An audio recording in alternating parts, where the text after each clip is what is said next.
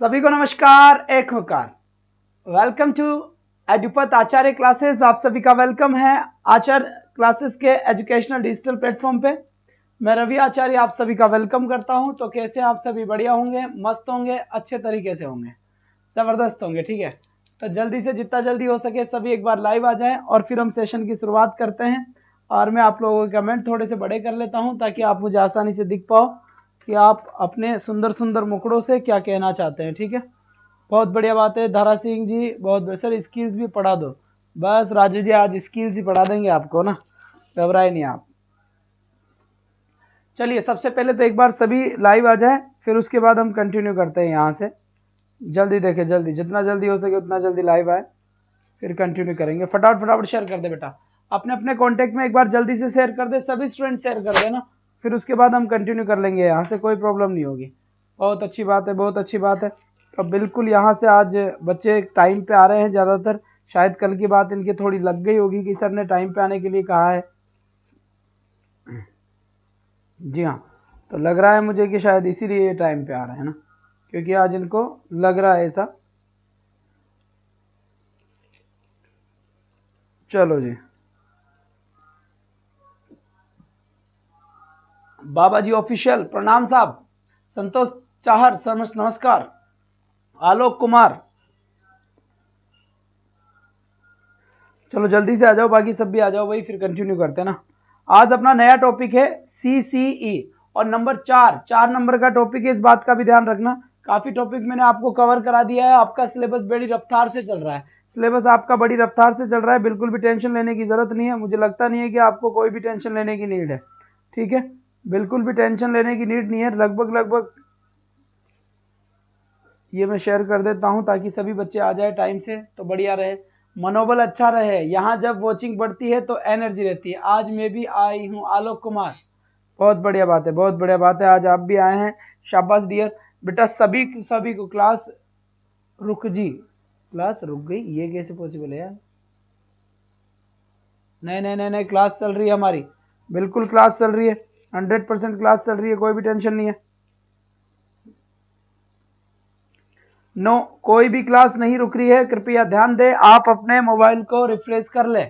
Good evening Poonam जी, मोना। आज class शुरू होते ही 30 प्लस हो गए, क्योंकि आज आप सब टाइम पे आए। आज देखना 100 प्लस भी हो जाएंगे आप, जल्दी ही आज क्या हो जाएंगे, 100 प्लस भी हो जाएंगे, क्योंकि आप सभी बच्चे टाइम पे आएंगे। यही तो बात बता रहा हूँ कि आप टाइम पे आया करें। टाइम पे आने से क्या होता है, मजा आता है पढ़ाने में। मुझे लगता है कि बच्चे बिल्कुल तैयार हैं, अब एक अलग ही जोश के साथ पढ़ाएंगे, चिंता ना करें। तो आप इतना सा काम किया करें, ज्यादा कुछ नहीं पर इतना सा काम जरूर किया करें डियर।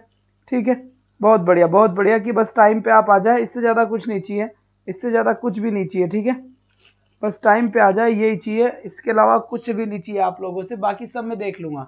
मेरे गुरुदेव सबसे best teacher. Thank you Abhishek Verma ji, thank you so much. इस सम्मान के लिए आपने धन्यवाद दिया। आज तो मैंने पर्सनली कई लोगों को कॉल भी कराया भाई कि यार टाइम पे आया करें, क्योंकि देखो नया चैनल है तो हमें भी थोड़ा मोटिवेशन की नीड होती है। तो मुझे लगता है कि भाई साहब ये पढ़ाते हैं तो इनको किसी की ज़रूरत नहीं होती है, ऐसा नहीं है। हर इंसान को किसी न किसी की नीड होती है, और वैसे ही हमें भी। आ, बिल्कुल सर, बहुत बढ़िया, बहुत बढ़िया, शाबाश। तो मेरे ख्याल से अब सेशन हमें शुरुआत कर देना चाहिए, कोई भी समस्या वाली बात नहीं है। बिल्कुल, अब आ जाओ, आप जल्दी से आ जाओ, अब आप जल्दी से आ जाओ। सर मैं बस में हूं, Bhavna Kashyap, welcome dear, thank you so much. चलिए सेशन की शुरुआत करते हैं एक जबरदस्त सेशन के साथ। और आज का जो अपना टॉपिक होगा वो आज का टॉपिक होगा अपना सी और यहां पर ई। सबसे पहले बात तो है कि सर ये क्या होता है? भाई जी ये सी होता है। सी काफी इंपॉर्टेंट टॉपिक है, काफी अच्छे अच्छे क्वेश्चंस यहां से बनने के पूरे पूरे चांसेस है। CCE, ठीक है। सबसे पहला क्वेश्चन यहां से क्या निकल के आता है, व्हाट इज CCE होता क्या है? दाढ़ी वाले बाबा को राम राम, सरकार राम राम। बिल्कुल, आप लोग साथ है तो सब कुछ ठीक है। बस कोशिश सिर्फ यही करनी है कि लगभग हम 50 55 60 तक हम पहुंच पाते हैं। बस हमें 100 तक कब होना है बेटा, वो 100 एक बार मुझे स्क्रीन पे दिख जाए। बिल्कुल, इसी के लिए आप रेगुलर तरीके से थोड़ी थोड़ी मेहनत करते रहें। ठीक है, तो CCE का मतलब क्या होता है? CCE का मतलब होता है कॉन्टिन्यूअस कॉम्प्रेहेंसिव एवोल्यूशन। यहां से देखिए, कॉन्टिन्यूअस कॉम्प्रेहेंसिव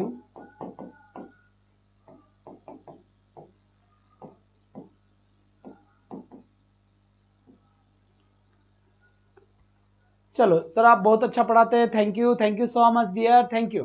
अब यहां से देखिए एक जबरदस्त बात यहां पर तो आपको नजर आ रही होगी, CCE। इस CCE का मतलब क्या है? इस CCE का मतलब क्या है? कॉन्टिन्यूअस। कॉन्टिन्यूअस का मतलब क्या होता है? सतत। सतत होता है, इसका मतलब क्या होता है? सतत।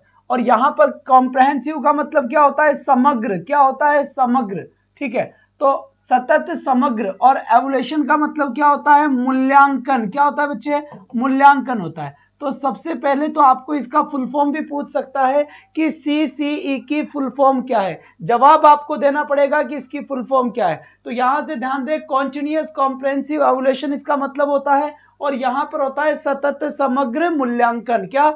सतत समग्र मूल्यांकन। अगर मैं एक बात बताने की कोशिश करूं कि सर ये सतत का मतलब क्या होता है? सतत का मतलब होता है लगातार होने वाला। क्या? लगातार हो। दूसरी बात, यहां पर एक वर्ड लिखा हुआ है समग्र। समग्र का मतलब होता है किसी एक पहलू की आप जांच पड़ताल ना करें, आप हर एक पहलू की जांच पड़ताल करें। किसी भी विद्यार्थी का या किसी भी स्टूडेंट का केवल मात्र यह पता लगाना कि उसके कितने मार्क्स आते हैं, यह बात गलत है। उसके कितने मार्क्स से मतलब नहीं है। मार्क्स के साथ साथ यह भी चेक करना पड़ेगा, यह भी हमें चेक करना पड़ेगा कि उसका बोलने चलने का तरीका क्या है, उसको दूसरे के प्रति उसका व्यवहार कैसा है, उसका कैरेक्टर कैसा है, ये सारी की सारी चीजें पता लगानी पड़ेगी। उसे कहते हैं आपके समग्र। और समग्र के बाद इसे कहते हैं बेटा मूल्यांकन। क्या कहते हैं इसे? मूल्यांकन कहते हैं। बात समझ में आ गई होगी मेरे ख्याल से।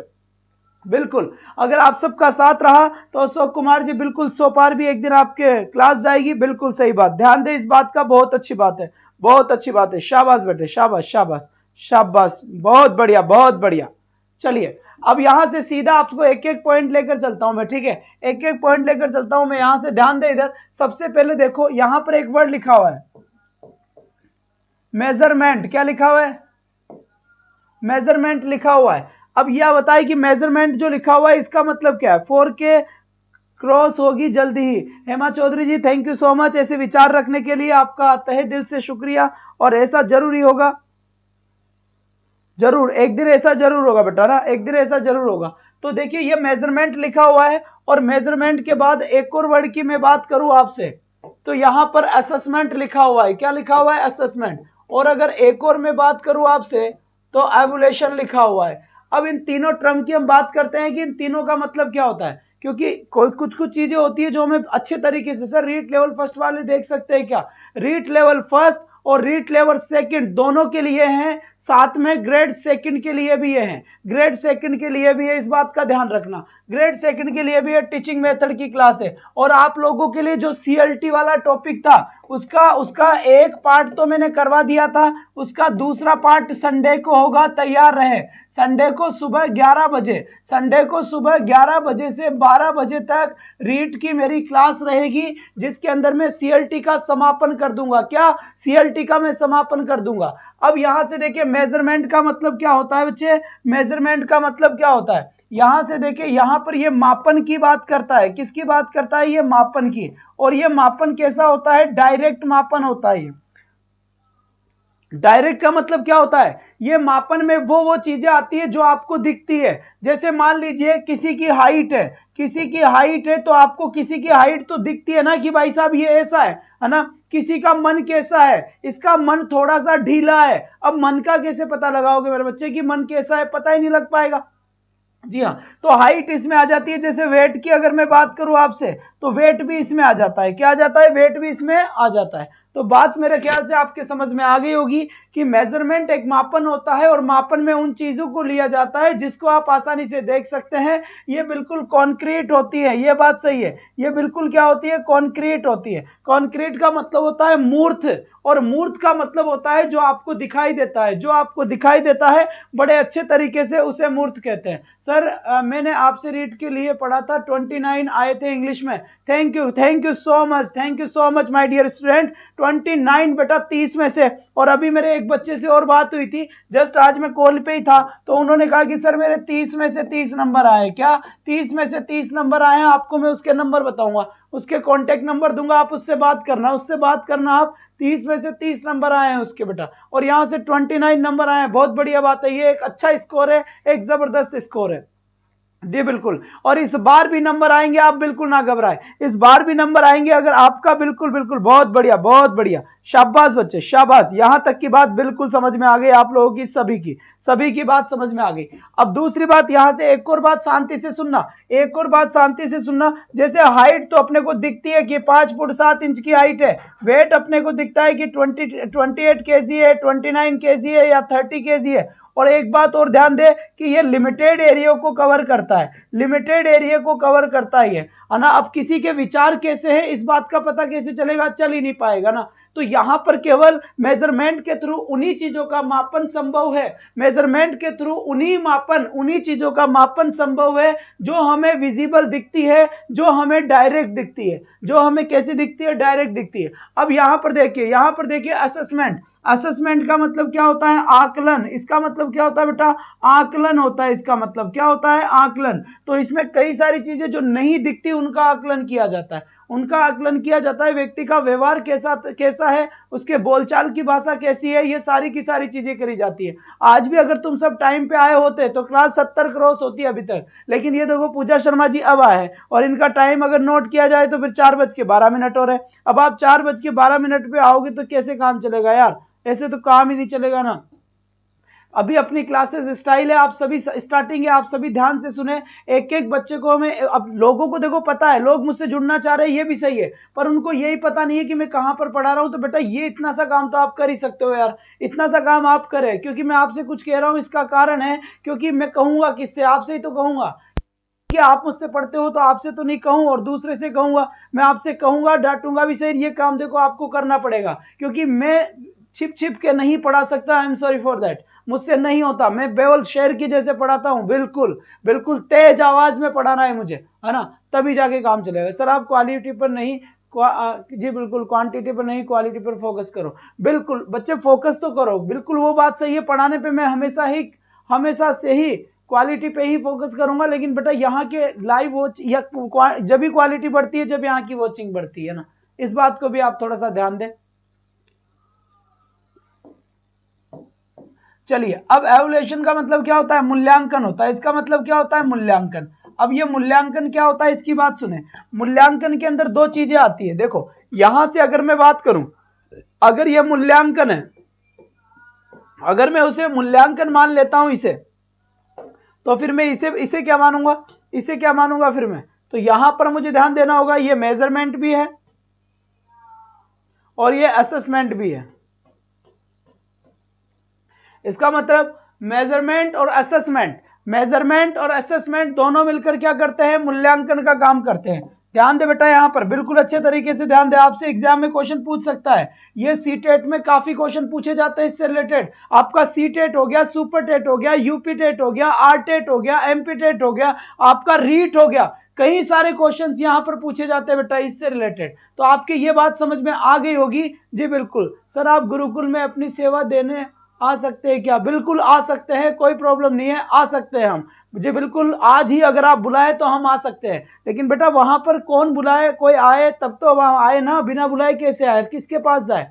तो वही बात है। बाकी हम बच्चों को पढ़ाने के लिए कहीं पर भी जा सकते हैं, कोई इसका हमारा पेमेंट का इश्यू भी नहीं रहेगा ना, हमारा पेमेंट का इश्यू भी नहीं रहता है। बस हमें तो चांस दे दे कि सर पढ़ाना है, बच्चे यहाँ पर इतने सारे, ठीक है सर हम पढ़ा देंगे।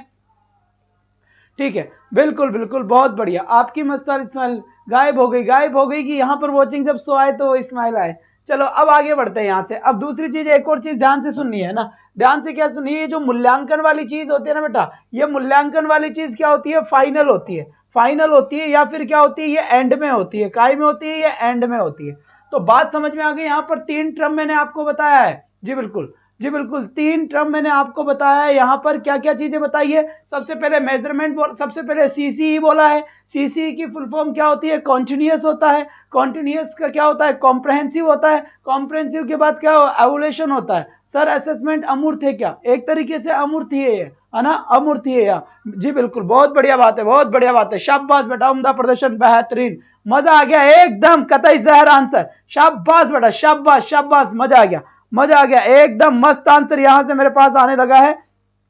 जी हाँ, जी हाँ, बहुत बढ़िया बात है। दूसरी चीज हमने यहाँ पर एक और चीज देखी थी, हमने एक और चीज यहाँ पर देखी थी कि मेजरमेंट क्या होता है। मेजरमेंट ध्यान रखना है कॉन्क्रीट होता है। कॉन्क्रीट का मतलब होता है कि हमेशा आपकी आंखों के सामने होता है, आप उसको देख सकते हैं। वो क्या होता है, जैसे हाइट है, किसी भी की भी हाइट आपको नजर आती है, हाइट के साथ साथ वेट किसी का भी नजर आता है, और वेट के साथ साथ ये एक लिमिटेड एरिया को कवर करता है, ये अनलिमिटेड एरिया को कवर करता है। मूल्यांकन क्या होता है, जो असेसमेंट होता है और जो मेजरमेंट होता है, दोनों को मिलाकर जो चीज बनती है वो एवल्यूएशन बनता है। मूल्यांकन हमेशा लास्ट में किया जाता है। बिल्कुल, मूल्यांकन हमेशा लास्ट में किया जाता है और इसका रिजल्ट एकदम क्या होता है, फाइनल होता है। क्या एकदम क्या होता है, इसका रिजल्ट फाइनल होता है। अब आगे से मैं एक एक चीज को और अच्छे तरीके से एक्सप्लेन करने की कोशिश करूंगा, ठीक है, एक एक चीज को और असेसमेंट करने की कोशिश करूंगा। अब यहां से सबसे इंपॉर्टेंट बात जो मैं चीज करना चाहता हूं कि सर असेसमेंट कितने टाइप के होते हैं। पहला क्वेश्चन मेरा आपसे यही है, बताएं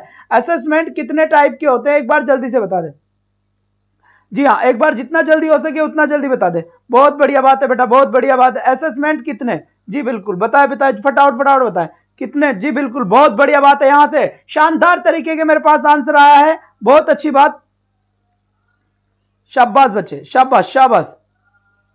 चलो बहुत बढ़िया बात है। चलिए अब ये देखो, यहां से देखे, यहां से सबसे पहले थोड़ी सी बात कर ले। ये जो सी और ये ई है, ये अपनी एजुकेशन पॉलिसी थी अपनी, ठीक है, 1986 की जो अपनी शिक्षा नीति थी या एजुकेशन पॉलिसी थी, उसमें लिया गया था, ठीक है, उसमें लिया था। अपने सीबीएसई स्कूल में, सीबीएसई जो अपने स्कूल से, उसमें कब लिया गया, 2009 को लिया गया, 2009 में लिया गया। ये चीज आपको ध्यान रखनी है। हालांकि क्वेश्चन यहां से अपने को पूछेगा नहीं, पर याद होना जरूरी है। 1986 की पॉलिसी थी, उसमें सीसीई को पहली बार ऐड किया गया। और दूसरी बात, अपने सीबीएसई जो स्कूल है उसमें यह सिस्टम चलता है, अगर आपके मोहल्ले में कोई भी बेटा, आपके पड़ोसन या पड़ोसी कोई भी अगर ये चीज पढ़ती है, इंग्लिश मीडियम में पढ़ता है या पढ़ती है, तो आपने उसके मुंह से सुना होगा कि मेरा एफए चल रहा है, मेरा FA2 चल रहा है ना, ऐसे चल रहा है। तो इस टाइप की बात, हाँ जी बिल्कुल विकास जी बिल्कुल, I love you too my dearest students. आप सभी को प्यार भरा नमस्कार, बहुत बड़े मेरे चहेते स्टूडेंट्स। बस बेटा कुछ मत करो, बस इस क्लास को इतना प्रमोट करो कि यहाँ पे बच्चों की एक बार वापस लड़ी लग जाए, 1000 बच्चों की जो वॉचिंग पढ़ाया करता था वो एक बार वापस मिल जाए। इसके बदले में आपको कितनी भी बड़ी क्लासेस लगे, मैं आपके साथ, तो घबराए नहीं। चलिए अब यहां से एक बात ध्यान और सुने, यहां पर, ठीक है। अब यहां पर एक बात और कि जो एवोल्यूशन वर्ड है ना, ये किसके लिए जरूरी है, आप जवाब देंगे। आपके पास ऑप्शन है, पहला क्या ये टीचर्स के लिए जरूरी है, या फिर दूसरा आप जवाब देंगे कि मूल्यांकन स्टूडेंट्स के लिए जरूरी है। किसके लिए ये जरूरी होता है, ये क्वेश्चन पूछा हुआ क्वेश्चन है एग्जाम में बेटा, एग्जाम में क्वेश्चन पूछा हुआ है कि जो एवोल्यूशन है, जो मूल्यांकन है, वो किसके लिए इसकी नीड होती है, किसके लिए जरूरी होता है। बहुत बढ़िया, एक दिन बेटा सब लाइव आ जाएंगे, आप उसकी चिंता ना करें, आप बिल्कुल भी उसकी चिंता ना करें। एक दिन सबके सब बच्चे ऑटोमेटिक ही लाइव आ जाएंगे, आप परवाह ना करें। जल्दी से आंसर दे मुझे, आप किसके लिए जरूरी है।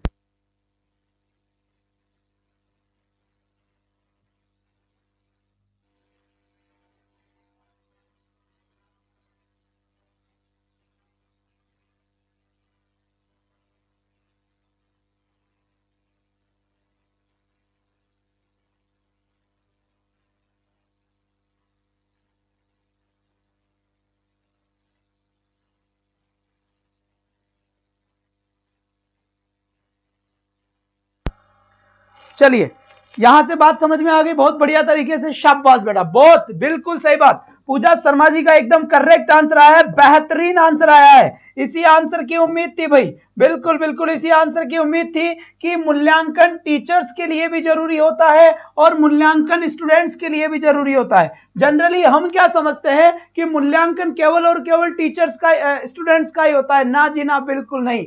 अरे बेटा, अगर स्टूडेंट्स का मूल्यांकन होगा तो पता है क्या पता चलता है, कौन सा स्टूडेंट्स के कितने मार्क्स आ रहे हैं, किस स्टूडेंट का कौन सा सब्जेक्ट वीक है। वो स्टूडेंट को जब इस बात का पता चल जाएगा कि मेरा मैथ्स वीक है है तो वो मैथ्स में थोड़ा सा आगे मेहनत करेगा और जब आगे एग्जाम होगा उसमें ज्यादा मार्क्स लेके आएगा। बच्चे को अपनी गलतियों का पता तभी चल पाता है जब उसका कोई ना कोई मूल्यांकन किया जाता है। अगर बच्चे का मूल्यांकन नहीं किया जाएगा तो बच्चा यही नहीं समझ पाएगा कि उसके एरर्स क्या है, उसकी मिस्टेक्स क्या है। और यही सेम चीज टीचर्स के ऊपर अप्लाई होती है। अगर टीचर का मूल्यांकन नहीं किया गया तो टीचर को यह नहीं पता चल पाएगा कि उसकी मेथड्स कैसे हैं, उसकी अप्रोच कैसी है, उसका पढ़ाने का तरीका कैसा है। अगर टीचर का मूल्यांकन होगा तो टीचर इस बात को जज कर पाएगा कि मैंने पढ़ाते हुए ये गलतियां करी है, आगे जब मैं पढ़ाऊं वापस तो ये गलतियां मुझे नहीं करनी है। ऐसा कौन सोचेगा? ऐसा टीचर सोचेगा। ऐसा कौन सोचेगा? ऐसा टीचर सोचेगा।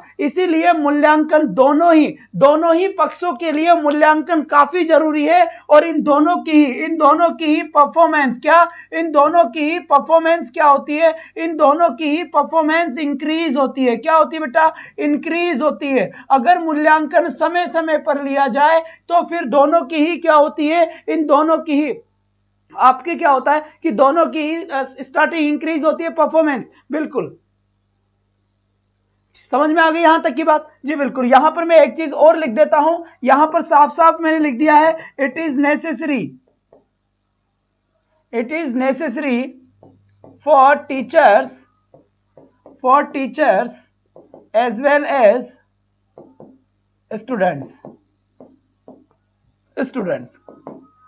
जितना ज्यादा जरूरी है टीचर्स के लिए होगा उतना ही ज्यादा ये स्टूडेंट्स के लिए होगा। तो कभी भी देख लेना बेटा, इसका ध्यान रखें, ये क्वेश्चन आता है और आप किस में करोगे? आप स्टूडेंट्स पे करेक्ट करोगे। क्या करोगे? आई एम सॉरी,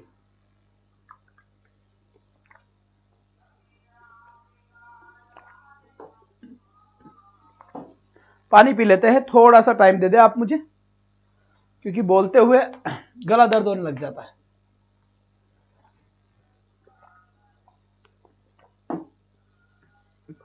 आ जाओ बच्चे, बहुत बढ़िया, उम्दा प्रदर्शन, बेहतरीन। तो मूल्यांकन दोनों के लिए जरूरी हुआ। बात समझ में आ गई? टीचर के लिए भी जरूरी हुआ और टीचर के साथ साथ आपके स्टूडेंट्स के लिए भी जरूरी हुआ। मेरे ख्याल से यहां तक तो आपको कोई समस्या आ नहीं सकती और आगे की कहानी मैं आपको बता दूंगा, कोई टेंशन वाली बात नहीं है। चले अब आगे। बहुत बढ़िया, बहुत बढ़िया। अब यहां से आ जाओ। अब मैं एक वर्ड को आपको समझाना चाहता हूं कि ये असेसमेंट क्या होता है। यहां से ध्यान से देखें।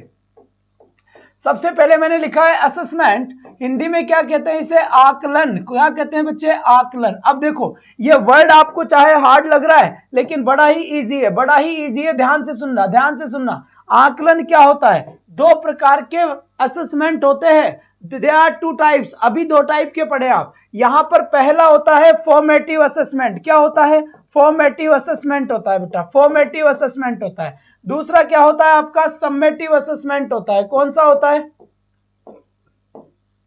समेटिव असेसमेंट होता है। बात समझ में आ गई? फॉर्मेटिव असेसमेंट और समेटिव असेसमेंट। जय हुकुम सरकार, जय हुकुम। चलिए, अब आपके दिमाग में एक चीज आ रही होगी। अब आपके दिमाग में सबसे पहले तो एक चीज आनी चाहिए, sir what is formative assessment and second what is summative assessment. Formative assessment क्या होता है और समेटिव असेसमेंट क्या होता है? दोनों को हमें इस चीज को देखना होगा। फॉर्मेटिव असेसमेंट क्या होगा और समेटिव असेसमेंट क्या होगा। ठीक है, फॉर्मेटिव असेसमेंट क्या होगा तो इसको सबसे पहले तो एक बात समझें। फॉर्मेटिव असेसमेंट क्या होता है? जैसे कि मान लीजिए ये चीज है, ये चीज है आपके पास, ठीक है, और एक ये चीज है आपके पास, ये चीज है। दो असेसमेंट हो गए, दो असेसमेंट हो गए यहां से। ठीक है, बहुत बढ़िया, बहुत बढ़िया।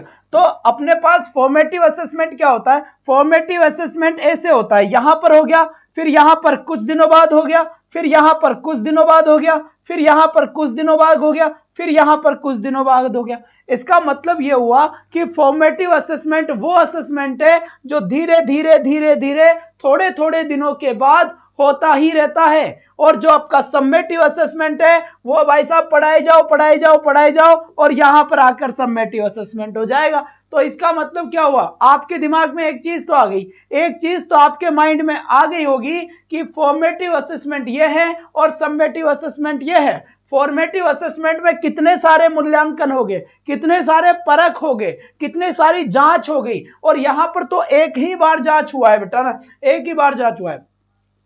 जितने भी साइंस और मैथ के स्टूडेंट है, रीट की मैथ्स की क्लास होती है अपनी 9:10 से सुबह 9:10 से सुबह होती है मैथ्स की क्लास, और 10 बजे से 11 बजे साइंस की क्लास होती है रीट में। साइंस की क्लास होती है बच्चे काई में, रीट में। ठीक है, तो रीट की मैथ्स और साइंस का टाइम टेबल देख लें आप। यहां पर मैथ्स की क्लास 9 बजे से होती है और साइंस की क्लास 10 बजे से होती है। एक जबरदस्त क्लास है, आप बिल्कुल ना घबराएं इस बात को लेकर।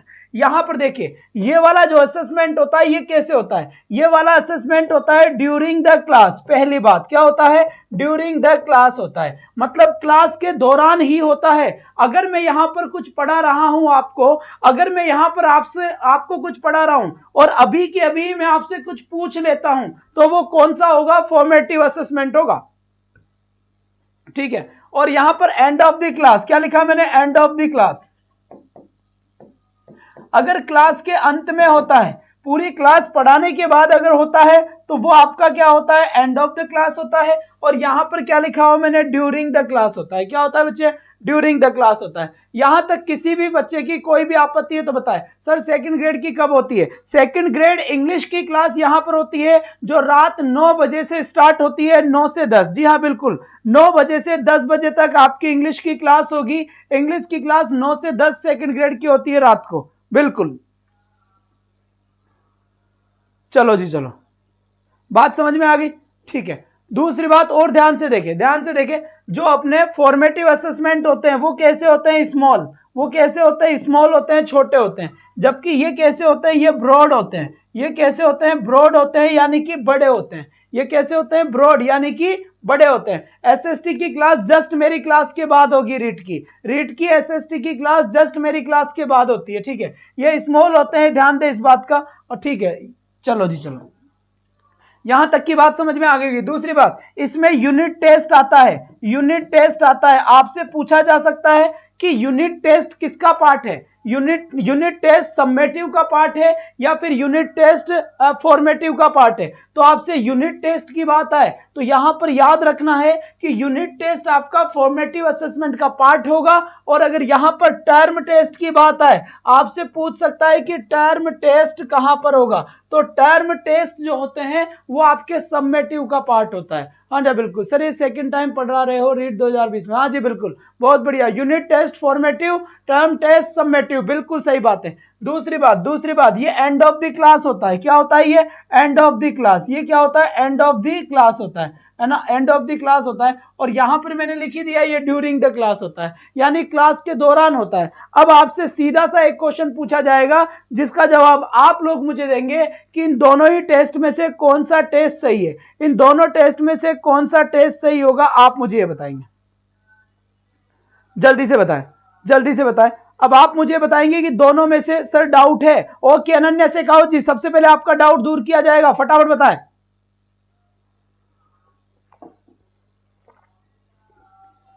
बहुत बढ़िया, फॉर्मेटिव असेसमेंट है, फॉर्मेटिव असेसमेंट बढ़िया है। ये बात तो आपके समझ में आ गई कि फॉर्मेटिव असेसमेंट बढ़िया है, लेकिन वाई, ऐसा क्यों? अब आपको मैं अच्छे से समझाऊंगा ऐसा क्यों है। ठीक है, जल्दबाजी नहीं करेंगे, अच्छे से समझाऊंगा बेटा। बस आपको केवल मात्र ध्यान दे, ये एक नई जगह है मेरे लिए, नया चैनल है मेरे लिए। तो बेटा आप सबसे रिक्वेस्ट है, नम्र निवेदन है बेटा कि ज्यादा से ज्यादा आप बच्चों तक फैलाए, जो मुझे ढूंढ रहे हैं उन तक ये बात जरूर पहुंचाएं कि इंग्लिश वाले रवि आचार्य सर अब एडुपत आचार्य क्लासेस पर पढ़ाते हैं, क्योंकि बेटा जरूरी है उन बच्चों को आना। ठीक है बच्चा, बहुत बहुत बढ़िया, आ जाओ।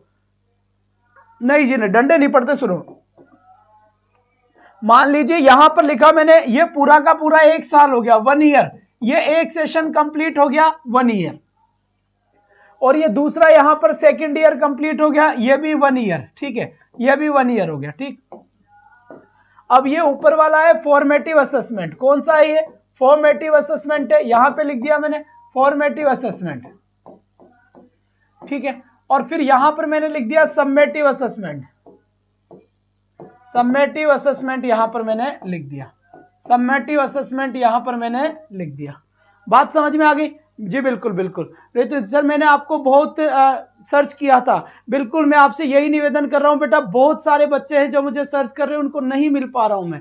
प्लीज आप सभी ये बात बता दे बेटा, ये बात उनको बता दे कि रवि आचार्य सर यहाँ पर पढ़ा रहे, इसकी सख्त आवश्यकता है, उन बच्चों को भी आवश्यकता है और मुझे भी आवश्यकता है, इस बात को आप ध्यान दें। दूसरी चीज, आपके लिए सारी की सारी क्लासेस यहाँ पर कंडक्ट करी गई है। हुकुम सर इंग्लिश में ये टॉपिक आएगा ना, मैं अक्टूबर में होगा, रीट लेवल फर्स्ट में बताया, डेली आपकी ये क्लास ले सकती हूँ। बिल्कुल बिल्कुल, बहुत बढ़िया बेटा। आप उनसे पूछिए जिनके 30 में से 30 नंबर आए हैं। बेटा मैं बात नहीं करता, जितना मैं बोल रहा हूं वो मैंने करके दिखाया है। पिछले रीट के अंदर मिलियंस के अंदर व्यूज गए हैं बेटा, एक वीडियो लाखों में पहुंचा है, इसका मतलब कहीं ना कहीं मेरी मेहनत काम करी है बेटा, बच्चों ने सराहा है और कई सारे बच्चे मार्क्स आए। तो आप चिंता नहीं, बेफिक्र रहे आप, आपके लिए आपके बराबर खड़ा होकर मेहनत करूंगा। बस आपसे ना कोई इसका कोई चार्ज वगैरह नहीं होगा, बस ये होगा कि आप रीट वाले बच्चों तक ये बात जरूर पहुंचाए। बस मुझे यहां पर जब व्यूअर्स दिखते हैं तो बेटा एक तेज आता है, एक उमंग आती है, और कुछ भी नहीं है। जी बिल्कुल ले सकते हैं आप, रीट लेवल फर्स्ट की करें, रीट लेवल सेकंड की करें, हर तरीके के लिए ये जरूरी है, सेकंड ग्रेड के लिए जरूरी है, ठीक है। सुबह 9:10 से मैथ्स, रीट के लिए मैथ्स की क्लास चलती है, रीट के लिए मैथ्स की क्लास चलती है, और 10 बजे से 11 बजे तक रीट के लिए साइंस की क्लास चलती है। क्या? रीट के लिए साइंस की क्लास चलती है, आप इस टाइम पे आ जाएं। एसएसटी की क्लास जो है रीट के लिए, वो जस्ट मेरे क्लास के बाद में चलती है। संस्कृत की क्लास अपनी 3 से 4 चलती है, जो संस्कृत की क्लास होती है वो 3 से 4 होती है, बिल्कुल इस बात का ध्यान दें। हिंदी की क्लास बहुत जल्दी हो जाएगी। सर पढ़ाओ आप, अनन्या शेखावत जी वही बातें वही पढ़ा रहे हैं, वही बात है ना कि सब आपको ना अपना ही दिखता है कि सर बस पढ़ाओ आप। कभी कभी ये भी देखिए कि सर को 100 क्रॉस करवाए, जब इतनी मेहनत करे तो इस पे जिस दिन मेहनत करने लग जाओगे अच्छा लगने लग जाएगा, ठीक है। अब यहां पर देखिए ये समेटिव असेसमेंट है। अब फॉर्मेटिव असेसमेंट कैसे होगा? ऐसे होगा, ऐसे ऐसे फॉर्मेटिव असेसमेंट हो रहा है, ठीक है, ये हो गया। अब यहां पर ये समेटिव असेसमेंट कैसे होगा? ऐसे होगा। तो देखो जब मान लीजिए, अब यहां पर शांति से देखना, एक बार ध्यान से देखना, यहां पर कोई एग्जाम हुआ और किसी बच्चे के 4 नंबर आए, तो बच्चे के पास एक और एग्जाम है, यहां पर बच्चा अपनी परफॉर्मेंस को देख पाएगा, यहां पर बच्चा अपनी परफॉर्मेंस को देख पाएगा, और यहां से बच्चा हो सकता है कि आगे पढ़ना शुरू कर दे और उसके अंदर इंप्रूवमेंट आना शुरू कर दे। क्योंकि अगर बच्चे का बार बार टेस्ट लिया जाए तो बच्चे के अंदर यह पता लगता है कि भाई साहब मेरे नंबर कहां कट रहे हैं, मेरी वीकनेस क्या है, मैं अपनी वीकनेस को कैसे दूर कर सकता हूं, टीचर को भी इस बात का पता चलेगा। और दूसरी बात एक और बात यहां पर याद आया, यहां पर एक चीज और याद रखनी है, फॉर्मेटिव के अंदर फीडबैक जरूरी होता है। क्या? फीडबैक जरूरी होता है किसमें? फॉर्मेटिव असेसमेंट में। समेटिव असेसमेंट में जरूरी नहीं होता। जी बिल्कुल बिल्कुल, बहुत बढ़िया बात है।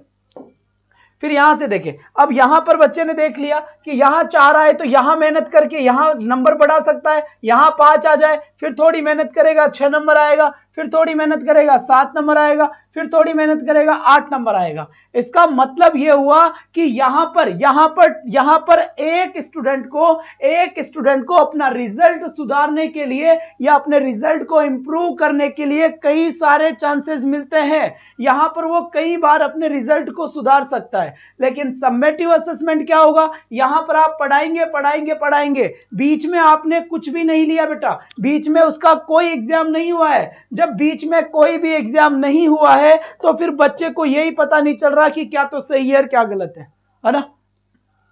फिर बिल्कुल एक एग्जाम हुआ उसका और एक एग्जाम यहां लास्ट में हुआ, और जैसे ही लास्ट में एग्जाम हुआ और बच्चा हो गया फेल, या बच्चे क्या है 10 नंबर, अब आगे तो कोई एग्जाम है ही नहीं, लास्ट एग्जाम यही था, और जब अंतिम एग्जाम यही था तो फिर यहां पर इंप्रूवमेंट हो ही नहीं पाएगा। पानी पी लेते हैं भाई, थक गया ना।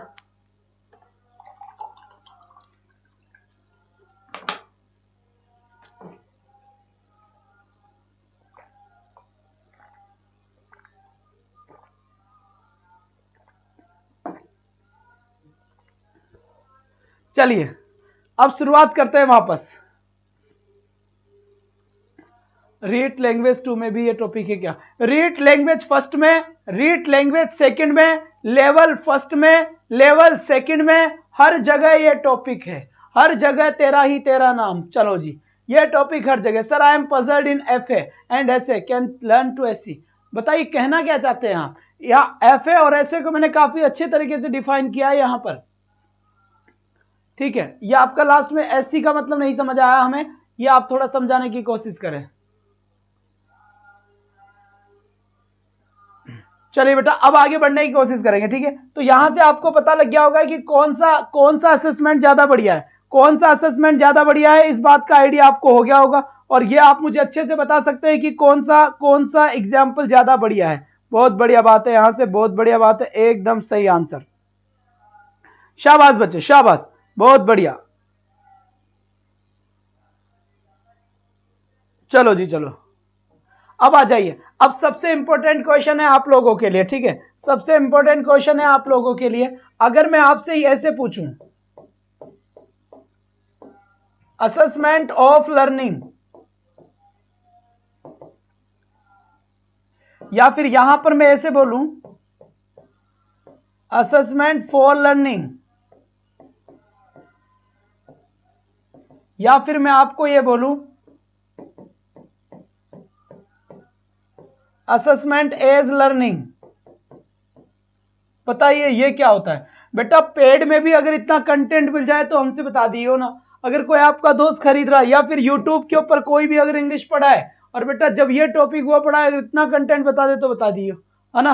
बहुत बढ़िया बहुत बढ़िया। अब जल्दी से बताइए, यहां पर 3 टाइप के असेसमेंट आपके सामने नजर आ रहे होंगे, आपको 3 टाइप के असेसमेंट नजर आ रहे हैं। अब आपको ये बताना है कि कौन सा असेसमेंट कौन सा है। जल्दी से इसका जवाब दे दे, कौन सा असेसमेंट कौन सा है, एक बार फटाफट जवाब दे दे।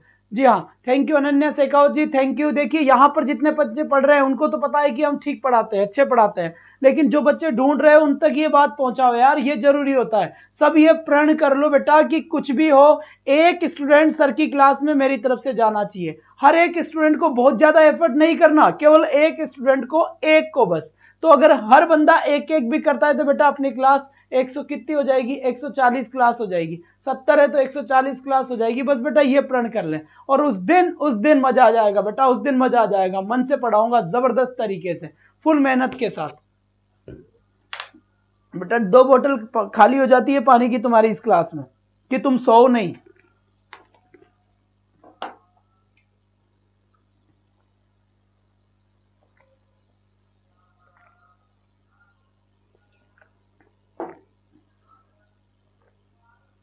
चलिए जी, अब यहां पर देखिए असेसमेंट ऑफ लर्निंग क्या होता है और असेसमेंट फॉर लर्निंग क्या होता है। सबसे पहले तो ये याद रखें कि असेसमेंट फॉर लर्निंग, फॉर का मतलब याद रखना है फॉर्मेटिव। क्या याद रखना है? Formative assessment. क्या याद रखना है? Formative assessment. इसका मतलब ये हुआ कि असेसमेंट जो होता है, assessment for learning formative assessment की जैसे ही काम करता है ना, असेसमेंट की जैसे ही काम करता है। असेसमेंट ऑफ लर्निंग क्या होता है? ये समेटिव असेसमेंट की जैसे काम करता है, समेटिव असेसमेंट की जैसे काम। क्लास रुक गई क्या भाई? एक मिनट थोड़ा सा देखें, मैं चेक करता हूं। नहीं बिल्कुल क्लास कंटिन्यू है, हल्की सी जरूर रुकी थी पर अब ठीक है, अब ठीक है मेरे हिसाब से। क्लास शांति से बताए एक बार, ठीक चल रही है अब क्लास? बीच में थोड़ी सी जरूर रुकी है, बाकी अब बिल्कुल ठीक है। एक बार आप सब भी बताएं, अब क्लास सही चल रही है आप लोगों के? यस सर रुक रही है। अरे अब तो थोड़ा ठीक है यार, मुझे तो ठीक लग रही है। मेरे मोबाइल में क्या बात है तुम्हारी रुक रही है?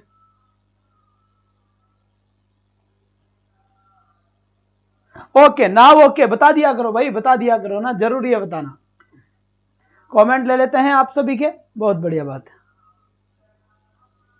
चल गई, बहुत अच्छी बात। अब देखो यहां पर आप किसी भी मार्केट में गए और मार्केट में जाके एक टेस्ट सीरीज लेकर आ गए। वो कहते हैं ना, टेस्ट सीरीज का मतलब ये होता है कि आपके भाई कोई सी भी वो आती है जिसमें क्वेश्चन आते हैं, प्रैक्टिस सेट, ठीक है, प्रैक्टिस सेट लेकर आ गए।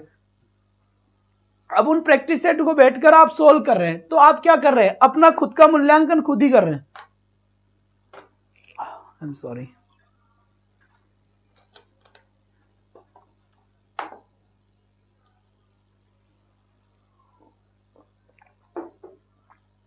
सेकंड ग्रेड के लिए भी एक क्लास है टीचिंग मेथड के लिए, और इसके बाद में ग्रामर की क्लास सेकंड ग्रेड की लगती है 9 बजे, रात 9 बजे से 10 बजे तक ग्रेड सेकंड के लिए ग्रामर की क्लास है, और 4 से 5 रीड प्लस सेकंड ग्रेड की रीट प्लस सेकंड ग्रेड के लिए किसकी क्लास है आपकी? Kings of motivation. Welcome welcome dear, काफी दिनों बाद पुराने स्टूडेंट्स नजर आए आज, बिल्कुल तबीयत खुश होगी, बहुत अच्छी बात है बेटा। ऐसे ही एक दिन वो कारवा वापस पहुंचेगा जब 1000 की कोचिंग रवि सर की चला करती थी, उनकी मेहनत एक बार फिर रंग लेकर आएगी। आप घबराए नहीं इस बात को लेकर, जो साथ आपका दिया था पिछली रीट में बेटा 29, 27, 30 में से 30 नंबर जो आए थे, वैसी ही मेहनत एक बार फिर करनी है बेटा, वैसे ही मेहनत एक बार फिर करनी है। फर्स्ट ग्रेड के लिए ग्रामर बेटा 9 से 10 में पढ़ ले, है ना, 9 से 10 में आप सेकंड ग्रेड और फर्स्ट ग्रेड की ग्रामर हम एक साथ कर लेंगे। टीचिंग मेथड आपकी 4 से 5 में हो रही है बेटा, बहुत बढ़िया बात है, बहुत बढ़िया बात है, बहुत बढ़िया, थैंक यू सो मच।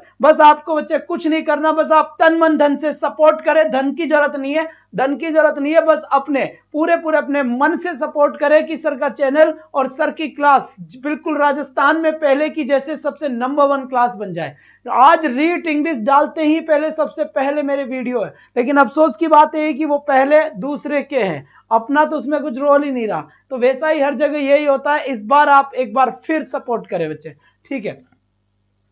तो ये हो गया आपका सेल्फ असेसमेंट हो गया। तो यहां तक कोई आपत्ति किसी को भी यहां तक बता दे, अगर यहां तक कोई भी आपत्ति नहीं है, जो जल्दी से बेटा थंब का निशान सेंड कर दे, जल्दी से थंब का निशान सेंड कर दे, फटाफट जितना जल्दी हो सके। बहुत बढ़िया उम्दा प्रदर्शन, बेहतरीन, शाबाश बच्चे, मजा आ गया, यहां से मजा आ गया, कतई यहां से मजा आ गया। चलो शाबाश। चलिए अब बात करते हैं आगे, ठीक है। अब बात करता हूं, फिर मैं थोड़ी सी आपसे आगे बात करना चाहूंगा। अब यहां पर मैंने वापस लिखा है असेसमेंट, क्या लिखा है? असेसमेंट कितने टाइप के बताए मैंने, वापस बताया अभी। एक तो बताया मैंने फॉर्मेटिव असेसमेंट, क्या बताया? Formative assessment. और फॉर्मेटिव असेसमेंट के साथ साथ क्या कराया मैंने? Summative assessment. क्या कराया? सबमेटिव असेसमेंट यहां पर मैंने किया है, ये लिख दिया मैंने सबमेटिव असेसमेंट, ठीक है।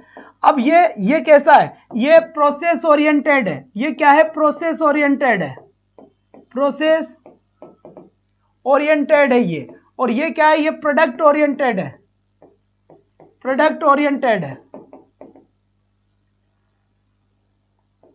अब ये दोनों टर्म मैं आपको सामने अभी डिफाइन करता हूं, ठीक है, कि सर प्रोसेस ओरिएंटेड क्या होता है और प्रोडक्ट ओरिएंटेड क्या होता है। जी हां सर, रीट इंग्लिश ग्रामर की क्लास बिल्कुल यहीं पे कराएंगे सब कुछ। टीचिंग मेथड का 4th नंबर का टॉपिक है, प्लेलिस्ट आपको मिल जाएगा, ठीक है। दूसरी बात, कल अपनी संडे को अपनी मैराथन, संडे को अपनी क्लास होगी सीएलटी की। सीएलटी का एक पार्ट हो चुका, पार्ट नंबर 2 कराऊंगा सुबह 11 बजे से 12 बजे तक। इतना सा ही मैटर बचा हुआ है सीएलटी का। कब है ये सुबह क्लास है, कब है ये? संडे को, रविवार संडे को क्लास होगी, सीएलटी का मामला कंप्लीट हो जाएगा। अब यहां पर देखिए, अब यहां पर एक बात और देखने की, प्रोसेस ओरिएंटेड क्या होता है? प्रोसेस ओरिएंटेड का मतलब होता है जिसमें एक प्रोसेस होती है, और प्रोसेस का मतलब होता है बेटा, प्रोसेस का मतलब होता है कि यहां से यहां तक प्रोसेस चलेगी, और यहां से यहां तक प्रोसेस चलने के बाद में इसका जो आउटपुट निकल कर आएगा वो यहां पर होगा, है ना। यहां से ये प्रोसेस चल रहा है। लेकिन प्रोडक्ट ओरिएंटेड क्या होता है कि कहीं पर कुछ भी नहीं होता, बस यहां तक काम होता है, यहां तक। दूसरी बात, सबमेटिव जो असेसमेंट होता है, वो सबमेटिव असेसमेंट में रिजल्ट जो होता है, बहुत बढ़िया बेटा, रिजल्ट जो होता है वो नो चेंज होता है। इसमें आप रिजल्ट नहीं बदल सकते भाई, ये लास्ट में होगा, एग्जाम आपने दे दिया और लास्ट में मान लीजिए आपकी परसेंटेज बन गई 63%, अब आप कभी भी नहीं बदल सकते। करोड़ों रुपए में भी ये परसेंटेज नहीं बदलेगी, क्योंकि ये एग्जाम का रिजल्ट आ चुका है मेरे भाई। ये एंड में होता है, अंत में होता है, ये अंत में। रिजल्ट नो चेंज, इसमें रिजल्ट नहीं बदलता है, कभी भी इसमें रिजल्ट नहीं बदलेगा। इसका कारण क्या है? इसका कारण ये हुआ क्योंकि ये लास्ट में होता है, चांस नहीं है। लेकिन यहां पर रिजल्ट चेंजेबल होते हैं। अगर मैं बात करूं, यहां पर रिजल्ट जो होता है वो रिजल्ट चेंजेबल होता है, रिजल्ट यहां पर चेंजेबल होता है, और चेंजेबल होता है तभी तो, अगर यहां पर नंबर नहीं आए तो एक बार अगले टेस्ट में मेहनत कर लो, फिर अगले टेस्ट में मेहनत कर लो, फिर आगे वाले टेस्ट में मेहनत कर लो। तो ये बेटा एक प्रोसेस होता है। ये क्या होता है? एक प्रोसेस होता है। सर फिर हमको पक्का परचेज नहीं करना है कोर्स, प्लीज आंसर। बेटा यहाँ पर आपको कोर्स परचेज नहीं करना है, ये मेरा वादा है। मैंने मेहनत करी है बच्चों के साथ और एक बार फिर करूंगा। जी हाँ, एक बार फिर करूंगा। और आप लोग थोड़ा सा बस इतना जरूर कर ले कि प्ले स्टोर पे जाए और अपना ऐप है, एडुपत आचार्य के नाम से ऐप है, ठीक है, एडुपत आचार्य के नाम से अपना खुद का ऐप है, मेरा खुद का यहाँ पर ऐप है एडुपत आचार्य के नाम से। इस ऐप के अंदर लोगो देख ले, अपना लोगो जो चैनल पे दिखाई दे रहा है यही सेम लोगो है, उसको आप इंस्टॉल कर ले और जिस कोर्स की आप तैयारी कर रहे हैं उस कोर्स में अपना रजिस्ट्रेशन करवा लें। उससे क्या होगा कि जो यहाँ की पीडीएफ है ये भी आपको वहीं पे ही मिलेगी, और दूसरी बात जो भी कंटेंट होगा वो कंटेंट आपको वहीं पे ही मिलेगा, है ना, वहीं पे ही मिलेगा। तो ये थोड़ा सा ये काम आपको करना पड़ेगा। कोर्स में कभी भी पेड नहीं करूंगा, और अगर कभी पेड भी करूंगा तो बेटा आपके लिए फ्री चलेगा। जैसे कई बच्चे कहते हैं सर हमें तो पेड ही लेना है, तो उनके लिए अगर पेड कर भी दूं तो खरीद लेंगे, पढ़ाऊंगा मैं ही और सेम ही पढ़ाऊंगा, आगे तुम्हारी मर्जी। मैं ये नहीं कह रहा कि वहां पर कोई स्पेशल चीज दूंगा, कुछ नहीं दूंगा। जब पढ़ा यही रहा हूं तो वहां पे मैं ही पढ़ाऊंगा, आदमी वही है, बाकी आपकी मर्जी है, सोच का फर्क है। कोई चाहता है कि सर यहां पर ना थोड़ी सी बातें ज्यादा हो जाती है, कॉमेंट ज्यादा आ जाते हैं, तो वहां पर नहीं आते तो कोई बात नहीं है भाई, पढ़ लेना, वहां पढ़ा दूंगा, हमारे क्या पैसे किसी को भी बुरे नहीं लगते। हिंदी की क्लास आपकी 1-2 दिन में लग जाएगी बेटा ना। मैथ्स और साइंस की क्लास आपकी लग चुकी है, रीट के लिए मैथ्स और रीट के लिए साइंस आपके लिए लग चुकी है, ठीक है। तो ये बात समझ में आ गई। तो पूछा जा सकता है कि प्रोसेस ओरिएंटेड कौन सर सेकंड ग्रेड पढ़ाओ। संजय सेन जी आप लेट आए हैं, सेकंड ग्रेड चल रहा है, कोर्स चल रहा है, 10 दिन हो गए कोर्स को चलते हुए। सेकंड ग्रेड की क्लास, सेकंड ग्रेड और सेकंड ग्रेड इंग्लिश के लिए जो क्लास है वो मेरी इवनिंग में लगती है 9 से 10। वहां पर ग्रामर चल रही है, वहां पर रीड की ग्रामर आप कंप्लीट कर सकते हैं आकर, ठीक है। तो 9 से 10 सेकंड ग्रेड की क्लास चलती है, ग्रामर चल रही है, और यहां पर बच्चे यहां पर टीचिंग मेथड्स चल रहे हैं रीड के और ग्रेड सेकंड के। बात समझ में आ गई। यहां पर संजय सेन जी आपकी समस्या होगा सुलझा उड़ा हो गया। सर एड 3 मिनट का है, सर एड 3 मिनट का है, काय का एड है? साइकोलॉजी मैं पढ़ा हूं और कौन पढ़ाएगा? देखो बेटा साइकोलॉजी का भी कोई नहीं है, और जैसे ही अगर कोई होगा तो बताएंगे। बहुत बढ़िया बात है, यहां से शाबाश शाबाश।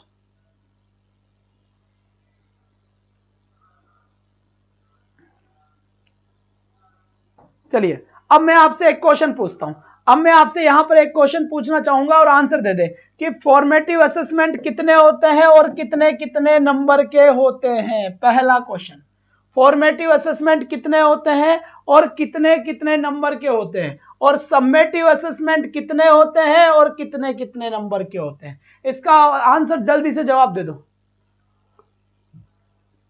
जल्दी जवाब दे बेटा।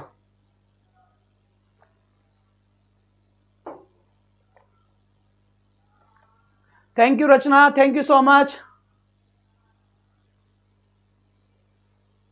जी। बिल्कुल साइकोलॉजी जैसी बात नहीं है, पढ़ा तो सकते हैं लेकिन बेटा इतना टाइम नहीं होता है ना, क्योंकि बेटा वही सब्जेक्ट पढ़ाया जा सकता है जिस सब्जेक्ट को हम बहुत ज्यादा पढ़े हुए हैं, और उसके लिए टाइम भी होना चाहिए। तो अपने पास काफी पढ़ा तो काफी है, लेकिन पढ़ाने का समय, फिर इंग्लिश कौन पढ़ाएगा। बिल्कुल सही बात, 4 होते हैं। मेरे पास आंसर आए हैं सभी बच्चों के, बहुत बढ़िया बात है बेटा। ये जो टकाटक आंसर आ रहे हैं कहीं ना कहीं ये मेरे पुराने स्टूडेंट्स है, बड़ी ही बेहतर तरीके से आंसर आए हैं, शाबाश बेटा। बस आप सभी से निवेदन है कि कल की क्लास में अपनी क्लास 100 क्रॉस जानी चाहिए। एक बच्चा, सिर्फ एक बच्चे को टच करेगा और केवल वो ये बताएगा कि रवि आचार्य सर की क्लास, आपका इंस्टाग्राम हो, फेसबुक हो, हर जगह कि इंग्लिश वाले रवि आचार्य सर की क्लास अब जो होती है वो होता है एडुपत आचार्य क्लासेस पे। बस आपको इतना ही बताना है, इससे ज्यादा आपको कुछ नहीं बताना। बस इसके अलावा बेटा जानते हैं बच्चे ऑटोमेटिक ही वो वहां तक पहुंच जाएंगे, क्योंकि बेटा ये उनकी जिम्मेदारी है, वो भी ढूंढ रहे हैं, उनको पता ही नहीं है। तो सही आंसर मेरे पास आया है यहां पर, बिल्कुल एकदम सही आंसर दिया है आपने, सटीक आंसर यहां पर दिया है। बिल्कुल बिल्कुल एकदम सही आंसर था, एकदम बिल्कुल सही आंसर है। समेटिव असेसमेंट होते हैं कितने? 2। ना जी ना, छुट्टी नहीं करे आज, बिल्कुल भी नहीं करे। शाबाश बेटा शाबाश, बहुत बढ़िया बात है, बहुत बढ़िया बात है, यहां से बहुत बढ़िया बात है, यहां तक की बेहतरीन बात है भाई, बेहतरीन बात है, ठीक है। अब यहां पर शांति से देखें, अब यहां पर शांति से देखें कि आपका फॉर्मेटिव असेसमेंट 10-10 मार्क्स का होता है, 10-10 मार्क्स का होता है और 4 होता है, तो टोटल 40 मार्क्स का हुआ या नहीं हुआ? बिल्कुल खम्मा गणी जी, आप बड़े लेट आए। नीता कंवर जी, बिल्कुल बेटा, कल की क्लास 100 पार जानी चाहिए बेटा, चिंता ना करें आप पढ़ाने के लिए, और मैटर की परवाह नहीं करें। मैटर चाहे कहीं से भी लाना पड़े, पूरा का पूरा मैटर आएगा बेटा आप लोगों के लिए। और यहां पर 30 मार्क्स के 2 होंगे, तो यहां पर टोटल 60 मार्क्स का होगा। और अगर मैं बात करूं जोड़ बाकी गुणा भाग कि 60 + 40 कितना होता है, तो 100 का पेपर हो गया, 100 का पेपर हो गया। ध्यान दे इस बात का, बहुत बढ़िया बात है। तो बात समझ में आई कि नहीं आई यहां तक की? तो ये मैंने आपको असेसमेंट वाला पोर्शन पढ़ाया है, और असेसमेंट अगर आपके समझ में आ गया हो तो जल्दी से एक बार थंब के निशान दे।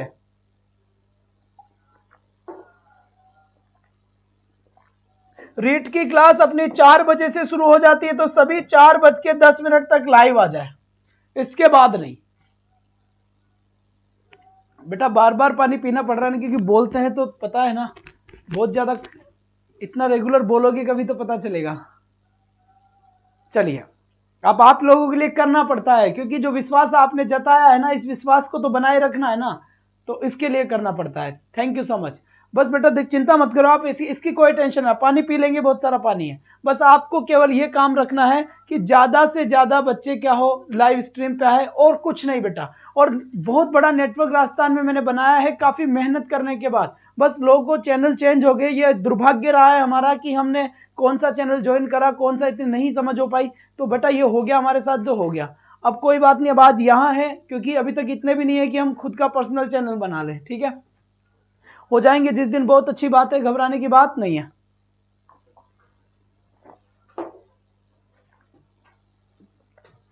बेटा इसकी पीडीएफ आपको बताया था ना, एडुपत आचार्य, प्ले स्टोर पे जाए और सर्च कर ले और इंस्टॉल कर ले इस ऐप को, ये ऐप प्ले स्टोर में आपको मिल जाएगा। दूसरी बात एक और ये है कि लोगो आप चेक कर ले। जी बिल्कुल नाजी ना, अभी तो साइंस और मैथ्स की क्लास शुरू हो चुकी है, साइंस और मैथ्स की क्लास आपकी शुरू हो चुकी है, इस बात को ध्यान दें। कंप्लीट काम है बेटा, बिल्कुल बिल्कुल बिल्कुल।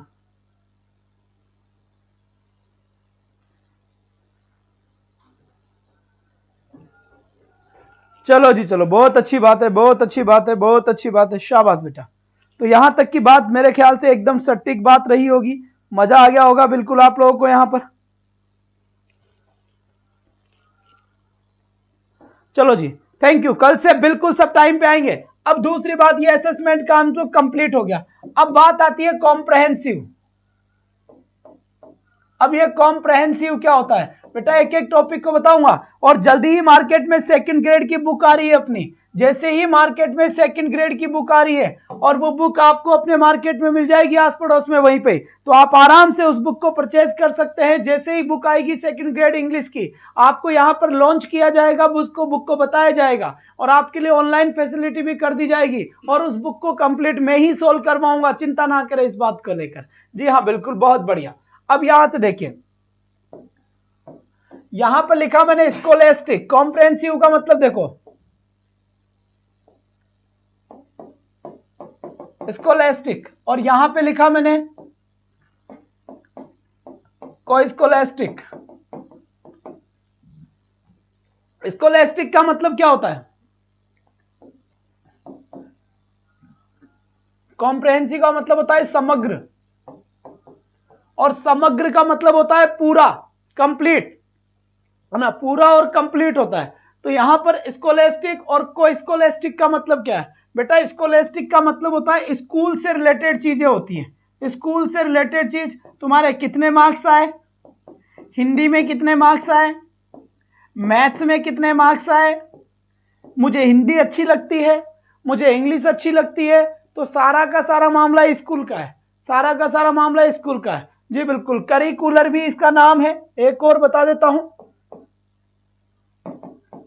करिकुलर भी इसके ही कहते हैं, और यहां पर को करिकुलर कहते हैं। यह भी आपसे पूछ सकता है, दोनों एक ही बात है, मैं स्कोलेस्टिक बोलूं या फिर करिकुलर बोलूं, यहां पर को स्कोलेस्टिक बोलूं या फिर को करिकुलर बोलूं। दूसरी बात, स्कूल से रिलेटेड मामला इसमें आता है, इसमें आता है। अब को स्कोलेस्टिक में क्या आएगा, बच्चे गेम में कैसा है, बच्चे का बिहेव कैसा है, बच्चे का कैरेक्टर कैसा है, बच्चे का वे ऑफ टॉकिंग कैसा है ना। तो अदर एक्टिविटीज जो होती है, अदर जो एक्टिविटीज होती है वो इसमें आती है, वो इसमें आती है। तो इन्होंने कहा कि किसी भी बच्चे का अगर आप मूल्यांकन कर रहे हैं तो केवल मात्र मार्क्स से मूल्यांकन ना करें। वीडियो की क्लास होती है भाई जी, वीडियो की क्लास सुबह होती है 7 से 8 वीडियो मेंस के लिए, और राजस्थान एलडीसी के लिए ग्रामर की क्लास 7 से 8 होती है, ठीक है। और भी किसी को कोई समस्या है तो इन व्हाट्सएप नंबर पे कौन सी क्लास कब तक लग रही है, कौन सा टाइम है, आप पूछ सकते हैं व्हाट्सएप करके 7742157800। यहां पर आप कभी भी मैसेज करके पूछ सकते हैं कि कौन सी क्लास है और कब लगती है, क्या लगती है, फटाफट। It means all activities related to child, बिल्कुल सही बात है, यहां पर यह बात समझ में आ गई, ठीक है बच्चे। दूसरी बात, अब यहां पर इसके आगे की जो चर्चाएं होगी वो चर्चाएं हम कब करेंगे, वो हम करेंगे बाद में। फिलहाल आप छोटी मोटी बातें हैं वो ध्यान से सुन लो एक बार, इधर जल्दी से इधर देखो सबके सब। तो कोई स्कॉलस्टिक में ये सारी की सारी चीजें आती है। मान लो कोई भी लड़का है और कोई भी चाइल्ड है, कोई भी लर्नर है, कोई भी स्टूडेंट है, उसके नंबर आए 100 में से 95 नंबर आ गए, 100 में से 95 के आगे नंबर आ गए भाई साहब, उसके मार्क्स आ गए हैं, उसके 95 मार्क्स आए 100 में से। तो किसी टीचर ने कहा कि ये बच्चा बहुत अच्छा है, बहुत अच्छा बच्चा है, इसके 95 नंबर आए हैं भाई साहब, ऐसा बच्चा बनो यार, ऐसा बच्चा बनो। और बेटा दूसरे दिन जो वही बच्चा था वो गाली निकाल के भाग गया मास्टर को, मास्टर के मार दी उसने, तो मास्टर को उसके गाली निकाल दी। अब मास्टर से पूछे गुरुजी कौन सा बच्चा अच्छा है, अरे यार ये तो पागल आदमी है, इसको बोलने की तमीज नहीं है। अरे भाई जब कल तो तुम बोल रहे थे उसके मार्क्स आ रहे थे तो भाई ये तो अच्छा लड़का है, और आज उसने तुम्हारे साथ गलत तरीके से बात कर ली तो तुम कह रहे हो कि ये मामला है। इसका मतलब ये हुआ कि केवल मात्र मार्क्स ही मूल्यांकन ठीक नहीं है, उसका कंप्लीट मूल्यांकन होना चाहिए। अगर उसका कंप्लीट मूल्यांकन होगा तो उसे इस बात का पता चल जाएगा कि कैसा है वो। इसलिए कहा गया कि कॉम्प्रहेंसिव एवल्यूएशन होना चाहिए, समग्र मूल्यांकन होना चाहिए, है ना बेटा जी। शेखावत जी पढ़ने में ध्यान दीजिए, ठीक है बेटा, यहां से बात ध्यान करें, बात समझ में आ गई। दूसरी बात, एक और बात ध्यान से सुने बेटा, मैथ्स की क्लास रीट के लिए लग रही है आपकी सुबह 9:10 से 10 बजे तक, और साइंस की रीट की क्लास लग रही है आपकी यहां पर सीधा कितने बजे, 10 बजे से 11, ठीक है। और 3 PM पे आपकी क्लास होती है बेटा संस्कृत की, और यहां पर 4 PM पे आपकी क्लास होती है रीट में इंग्लिश की, और यहां से 5 PM पे आपकी क्लास होती है बेटा SST, और SST में पार्ट चल रहा है अपना पॉलिटी। किसका पार्ट चल रहा है, पॉलिटी का पार्ट चल रहा है। बात समझ में आ गई यहां तक की, बिल्कुल बिल्कुल बहुत बढ़िया बात है। अगर किसी की कोई भी समस्या है तो अपनी समस्या बिल्कुल मुझे बताएं, बिल्कुल बताएं, अगर कोई भी समस्या है किसी भी तरह की तो जल्दी से बता सकते हैं, जल्दी से बता सकते हैं, ठीक है बेटा, बहुत बढ़िया बहुत बढ़िया।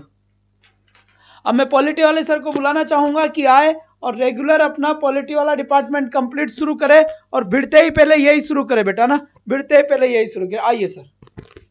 Thank you sir. एक बार फिर सभी को राम राम, नमस्कार, गुड इवनिंग। तो अपन जो बात कर रहे थे वो बात कर रहे थे पॉलिटी की, और पॉलिटी के अंतर्गत जो अपनी पिछली क्लास थी उसके अंतर्गत अपन ने क्या चर्चा की थी भाई, जल्दी से बताएंगे। लास्ट क्लास में हमने कौन सी चीज के बारे में बात कर रहे थे, जल्दी से कमेंट करके बताएं एक बार।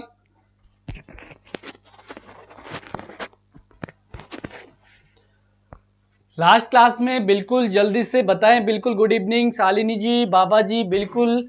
तो अपन जो बात कर रहे थे लास्ट क्लास में, अपन ने बात की थी किसके बारे में भाई, अपन प्रारूप समिति की अपन बात कर रहे थे, शायद यहीं तक अपन पहुंचे थे, यानी कि संविधान निर्माण की अपन बात कर रहे थे। बिल्कुल नीता जी, खंबा घड़ी आपको भी बिल्कुल।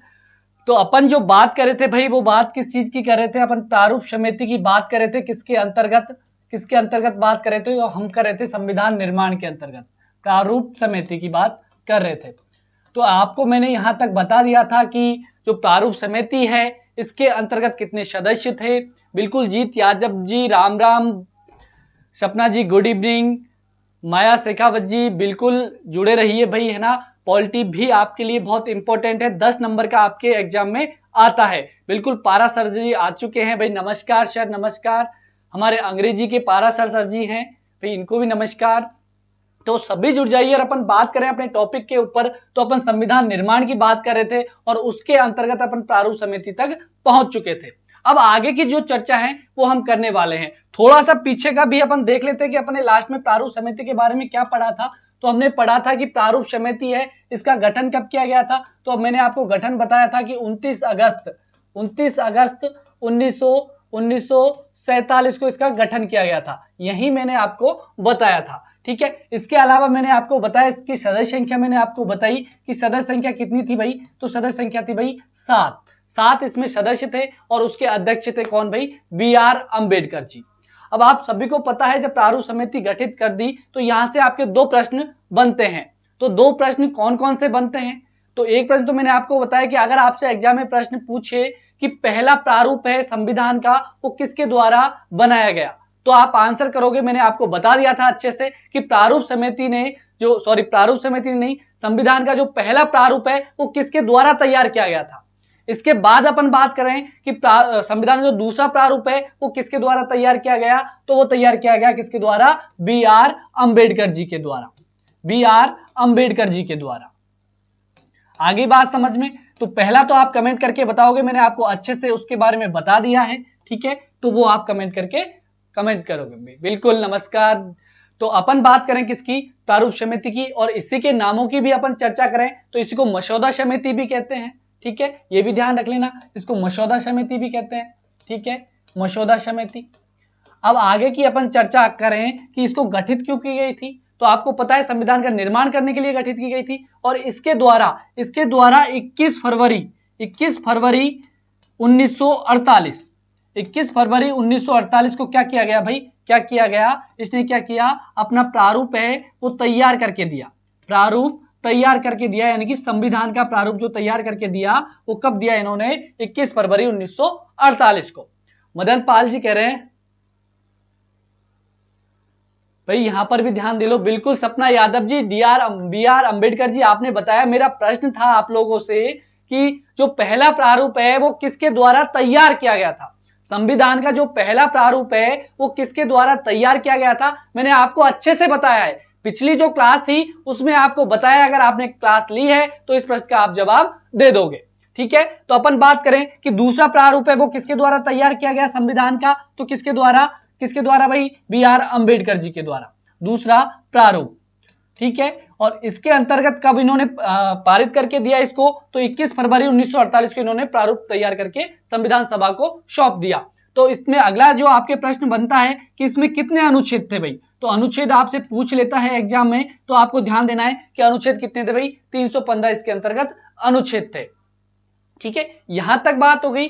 बिल्कुल शालिनी जी का आंसर आ रहा है BN राव जी के द्वारा, बिल्कुल एकदम करेक्ट आंसर है। अब अगला प्रश्न आपसे पूछा जा सकता है जो BN राव जी के द्वारा जो प्रारूप तैयार करके दिया था उसमें कितने अनुच्छेद थे, बिल्कुल पूजा जी, मदन पाल जी, एकदम करेक्ट आंसर आ रहा है कि अनुच्छेद कितने थे भाई, 315 इसके अंतर्गत अनुच्छेद थे और ये इन्होंने तैयार करके दिया 21 फरवरी 1948 को। अब प्रारूप की बात होगी, दे दिया, अब प्रारूपों का करेंगे क्या भाई, इन्होंने तो तैयार करके दे दिया, अब प्रारूपों का करेंगे क्या, तो भाई इन पर चर्चा होगी ना, संविधान सभा में चर्चा होगी कि नहीं होगी, किस पर चर्चा होगी भाई, प्रारूप पर, है ना, जो संविधान का प्रारूप है उस पर चर्चा होगी और चर्चा होती है भाई उसको क्या बोलते हैं अपन, वाचन। ठीक है, तो संविधान का जो प्रारूप था BR अम्बेडकर जी ने दिया था उस पर 3 वाचन हुए, कितने, 3 बार चर्चा हुई उस पर। ठीक है, तो वो आपसे पूछ लिया जाता है। बिल्कुल 315 दे रहे हैं, शालिनी जी का आंसर आ गया भाई, बिल्कुल करेक्ट आंसर दिया। जो पहला प्रारूप BN राव जी के द्वारा तैयार किया गया था उसके अंतर्गत 243 क्या थे, अनुच्छेद थे। मैंने आपको अच्छे से याद करवाया था। बिल्कुल पूजा जी कह रहे हैं 3 वाचन हुए, बिल्कुल 3 वाचन हुए। तो आपसे पूछ लिया जाता है कि पहला वाचन कब से कब तक हुआ, दूसरा वाचन कब से कब तक हुआ, तीसरा वाचन कब से कब तक हुआ और इन वाचनों में क्या क्या चीजें हुई, किस प्रकार से चर्चाएं हुई। तो इनकी बातें अपन करें तो पहले वाचन की अपन सबसे पहले चर्चा करते हैं, यानी प्रथम वाचन है, प्रथम वाचन। तो प्रथम वाचन कब हुआ, तो ध्यान रखना अच्छे से, आपको डेट ध्यान रखनी है, 4 नवंबर, क्या ध्यान रखनी है भाई, 4 नवंबर 1948 से लेकर कब तक हुआ भाई, ये कब से, तो ध्यान रखोगे 9 नवंबर 1948 तक। इसके अंतर्गत क्या किया गया, जो पहली बार जो वाचन हुआ उसके अंदर क्या हुआ भाई, 4 नवंबर 1948 से लेकर 9 नवंबर 1948 तक। बिल्कुल पूजा जी का आंसर आ गया, बिल्कुल एकदम सही कहा आपने, 4 नवंबर से लेकर 9 नवंबर 1948 तक पहला वाचन होता है। रिया जी आ चुकी है भाई क्लास में, तो एक दिन तो आप अगर अपन आगे की बातें करें कि 4 नवंबर से लेकर 9 नवंबर तक क्या क्या हुआ, तो इसके अंदर क्या क्या जो हमारे B.R. अंबेडकर जी है उनके द्वारा जो प्रारूप तैयार किया गया उसकी एक एक कॉपी सभी संविधान सभा के जो सदस्य थे उनको सौंप दी गई और कहा आप क्या करोगे, आप इनका अध्ययन करोगे, इनका अध्ययन करो, जो प्रारूप बनाए हैं इनको एक बार आप पढ़ लो। तो पढ़ लिया, उस पर विचार कर लिया उन्होंने, कितने दिन तक, 4 से 9 तक। इसके बाद दूसरा वाचन होता है, दूसरा वाचन होता है। और दूसरा वाचन कब से कब तक होता है भाई, तो ध्यान रखना दूसरा वाचन होता है भाई 15 नवंबर 1948 से लेकर 15 नवंबर 1948 से लेकर 17 अक्टूबर 1949 तक। अब आप कहोगे सर क्या बात है, 15 नवंबर से लगभग 10 महीने, लगभग 10-11 महीने हो गए, इतने लंबा चला क्या? बिल्कुल लंबा चला। क्यों चला? तो ध्यान रखना इसके अंतर्गत हुआ क्या, बिल्कुल डोरेमोन जी आ चुके हैं, गुरुजी कोर्स टाइम पर हो जाएगा क्या? बिल्कुल मैं गारंटी ले रहा हूं आपसे, कोर्स पूरा करवाया जाएगा और 10 में से 10 नंबर आपके यहां से दिलवाए जाएंगे पॉलिटी के अंदर। ठीक है, इस चीज की आप गारंटी ले सकते हो। इसके बाद कोर्स के बाद आपको प्रैक्टिस भी यहीं पर करवाई जाएगी कि किस प्रकार से प्रश्न आपके एग्जाम में आ सकते हैं। बिल्कुल एकदम बेसिक से लेकर अपन हाई लेवल तक इसको लेकर चलेंगे।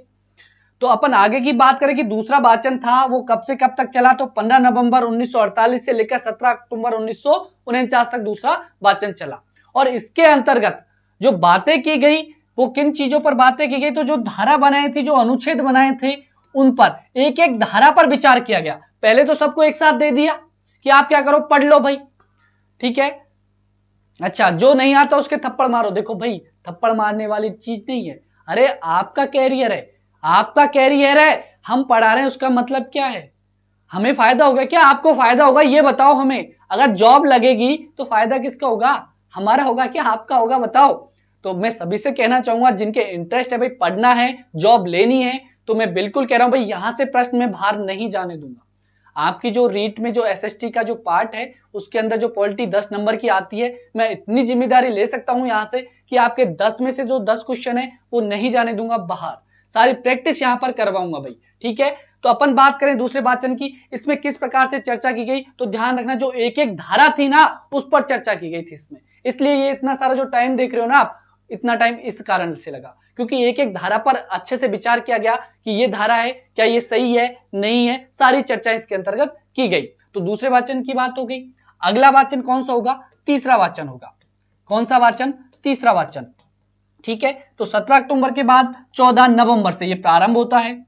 14 नवंबर 1949 से प्रारंभ होगा और कब तक चलेगा, ये कब तक चलेगा, तो ध्यान रखना 26 नवंबर 1949 तक, ठीक है। धारावाही विचार हो गया सबका, धारावाही विचार कर लिया। इसके बाद लास्ट में क्या करना था, उनको पारित करना था कि हाँ भाई ये धारा क्या है, सही है, इसको लागू कर दी जाए।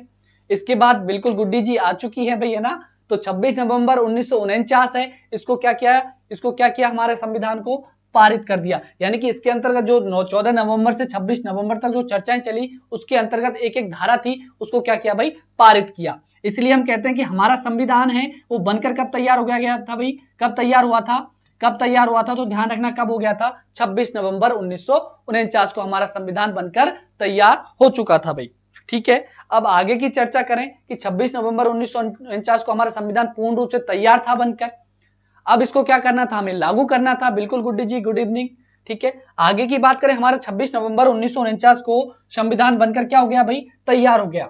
अब 26 नवंबर 1949 को हमारा संविधान है वो बनकर तैयार था।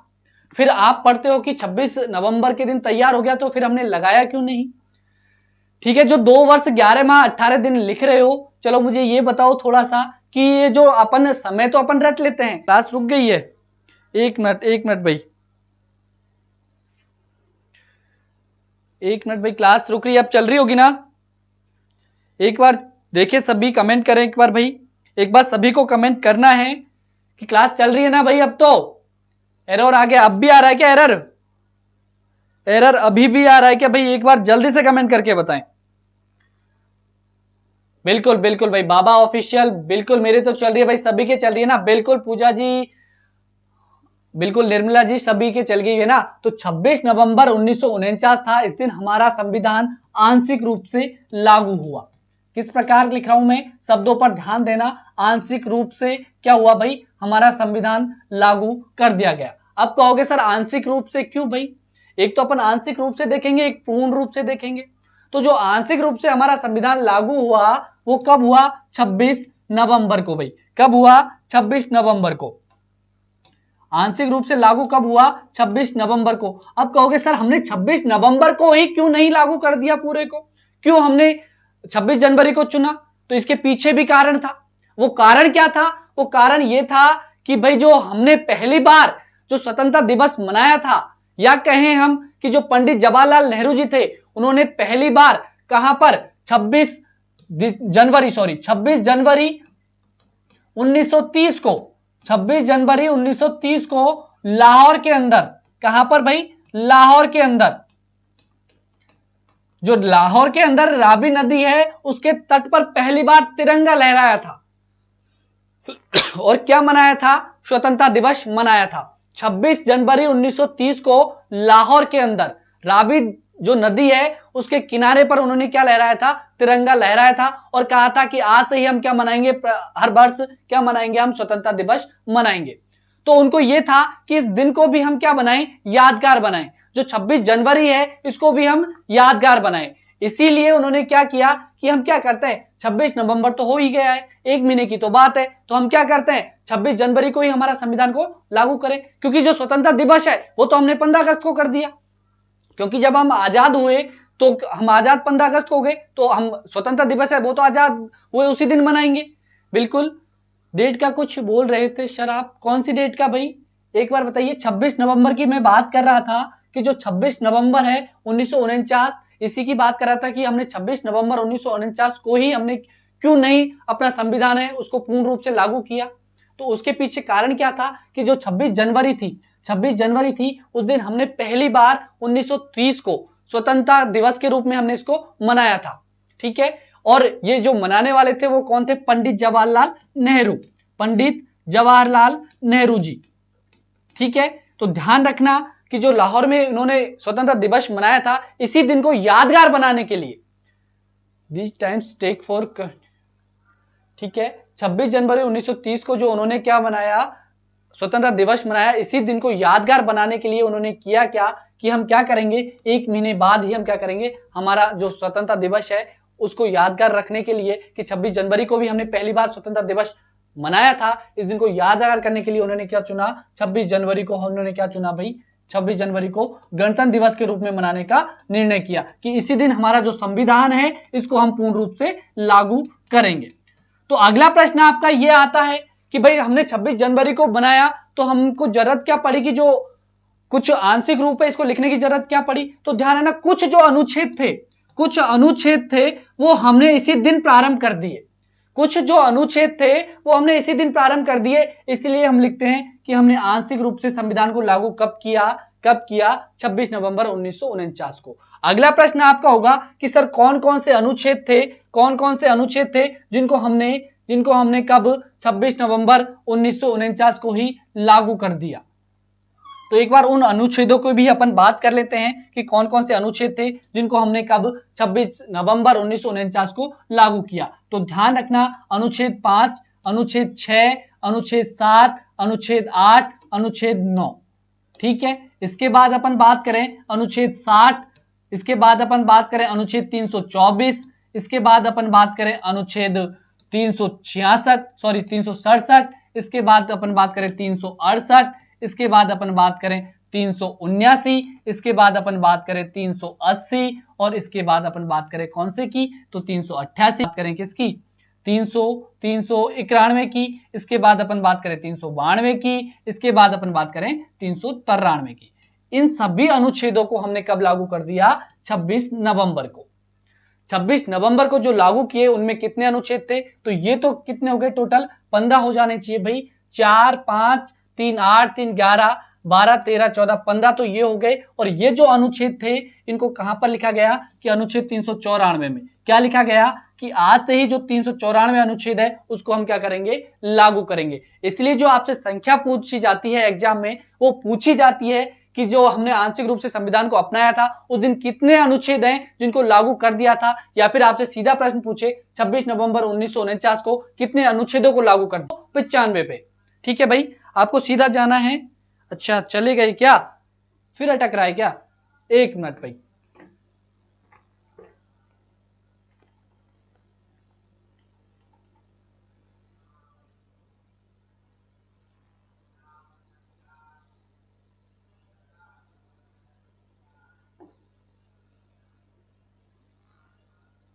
एक बार सभी देखें भाई, अब चल गई होगी क्लास, एक बार सभी देखें। अब आ गई क्या सभी को आवाज भाई?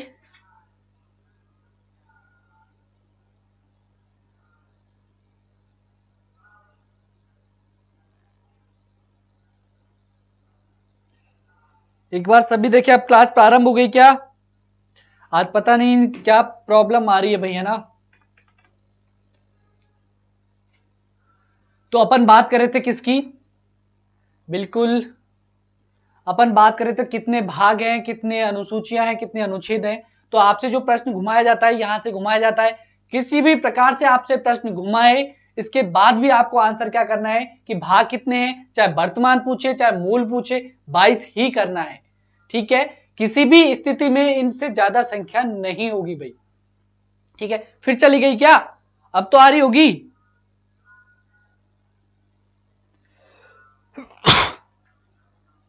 अभी एक बार देखें सभी, अब तो आवाज वगैरह आ रही है ना आपको भाई?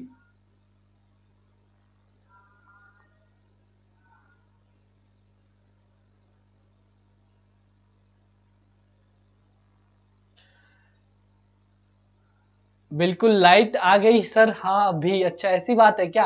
अरे लाइट की व्यवस्था है, सारा कुछ है भाई, इन्वर्टर है यहाँ पर, ऐसा कुछ नहीं है लाइट की वजह से प्रॉब्लम नहीं आ रही, ये सर्वर ही प्रॉब्लम कर रहा है आज।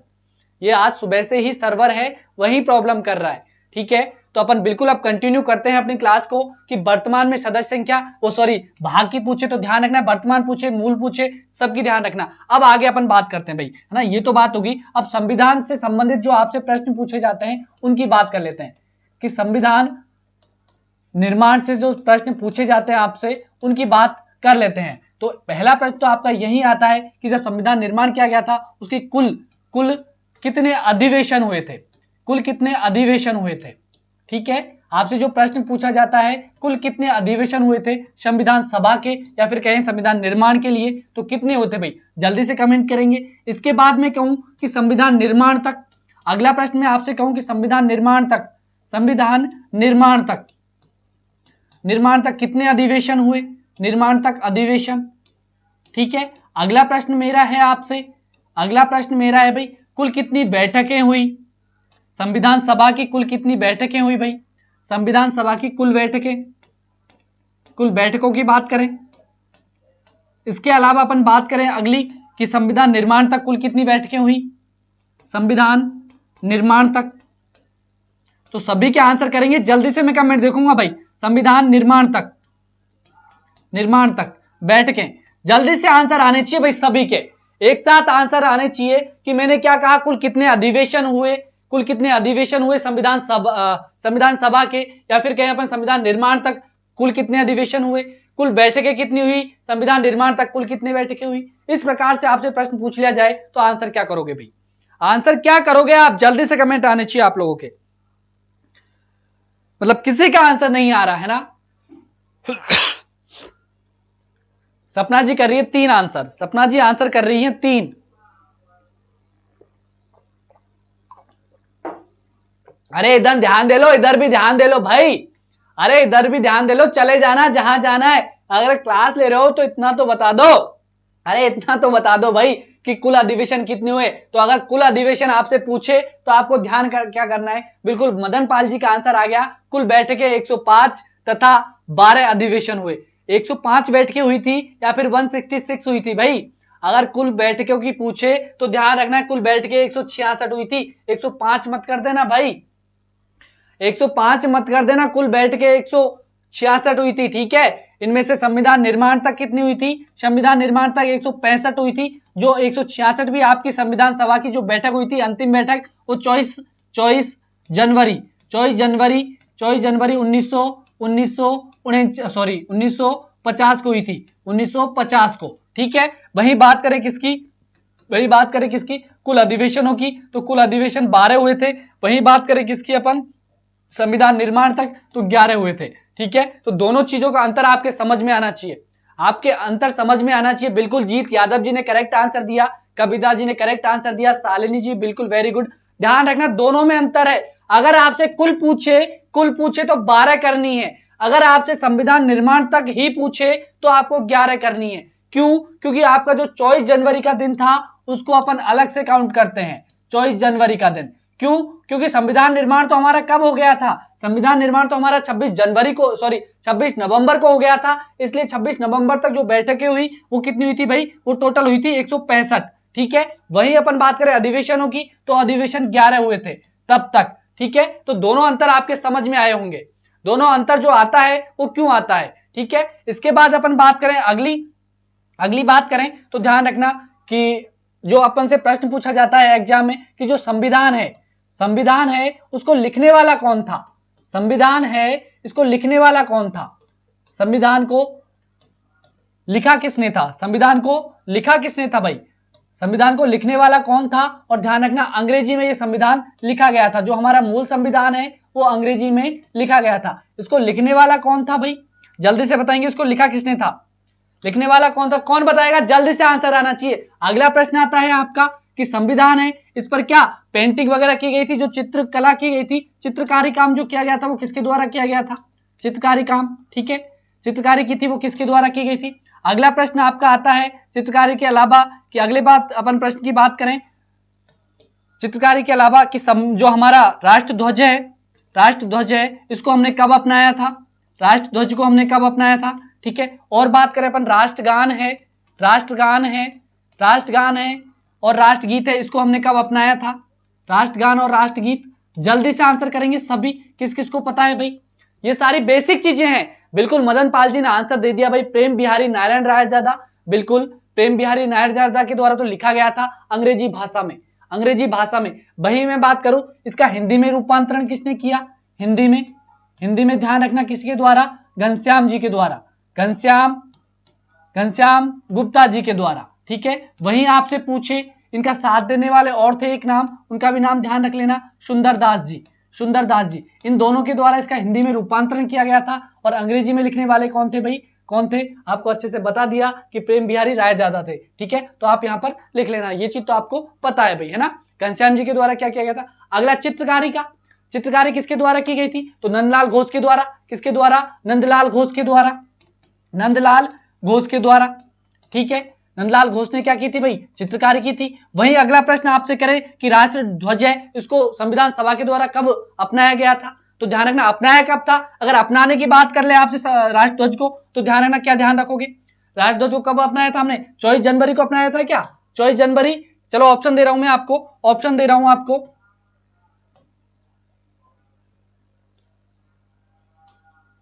एक ऑप्शन है आपके पास 24 जनवरी,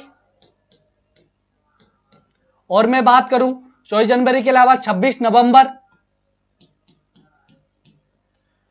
या कहें हम 26 जनवरी, या फिर इनमें से कोई नहीं। आप क्या आंसर करोगे कि राष्ट्रध्वज है इसको कब अपनाया गया था।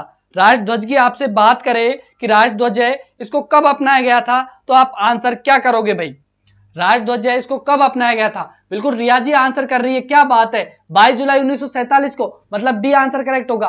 करेक्ट है क्या भाई, बिल्कुल देखो दिवेश जी कर रहे हैं राष्ट्रगान, बिल्कुल करेक्ट आंसर है भाई। मतलब आपके कॉन्सेप्ट हैं, बेसिक चीजें हैं वो तो आपकी एकदम क्लियर है भाई। ये चीज तो पता लगी कि भाई आपका बेसिक है वो एकदम क्लियर है। यानी जो राष्ट्रध्वज है उसको हमने कब अपनाया था, 22 जुलाई को भाई, है ना, 22 जुलाई 1947 को हमने इसको अपनाया था। वहीं अपन बात करें राष्ट्रगान की, तो राष्ट्रगान को हमने 24 जनवरी 1950 को हमने अपनाया था। तो ये बातें हो गई कब की, 24 जनवरी तक, जिन जो संविधान से आपसे पूछी जाती है। अब अपन जो आगे बात करने वाले हैं वो बात करेंगे किसकी, अपन जो बात करने वाले हैं वो बात करेंगे अपन किसकी भाई, कि संविधान है। एक प्रश्न और चलो देख लेते हैं, लास्ट प्रश्न आपके लिए,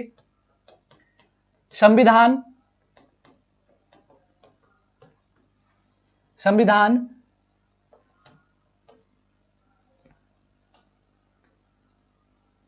संविधान निर्माण किसके द्वारा किया गया? किसके द्वारा किया गया? पहला ऑप्शन है आपके पास जनता के द्वारा, जनता के द्वारा। ऑप्शन बी है आपके पास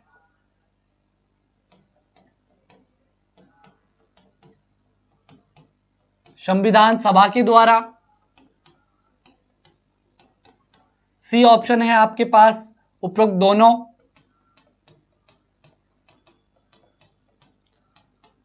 ऑप्शन डी है आपके पास इनमें से कोई नहीं। तो आपको ध्यान में रखना है, कभी भी निर्माण की बात करें या फिर बी आर अम्बेडकर यहां पर लिखा मिल जाए, बी आर अम्बेडकर भी मिले तो भी आपको आंसर क्या करना है भाई? आंसर क्या करना है? बी आर अम्बेडकर मिल जाए तो भी आपको आंसर क्या करना है भाई? किसके द्वारा निर्माण किया गया था संविधान का? जल्दी से आंसर करेंगे, बी आर अम्बेडकर जी के द्वारा। देखो, अगर आपसे पूछे संविधान निर्माण किसके द्वारा किया गया, ऑप्शन में हो जनता के द्वारा, संविधान सभा के द्वारा, बी आर अम्बेडकर जी के द्वारा, तो आंसर क्या करोगे भाई? आंसर क्या करोगे? तो आपको ध्यान में रखना है कि आंसर क्या आएगा आपका। आंसर क्या आना चाहिए भाई आपका? आंसर क्या आना चाहिए? संविधान सभा आएगा या फिर कुछ और आएगा भाई? अभी फिक्स को नहीं। अच्छा, जवाब देकर लेवल बढ़ा मत देना, कुछ नहीं है, बेसिक क्लियर है हमारा बिल्कुल।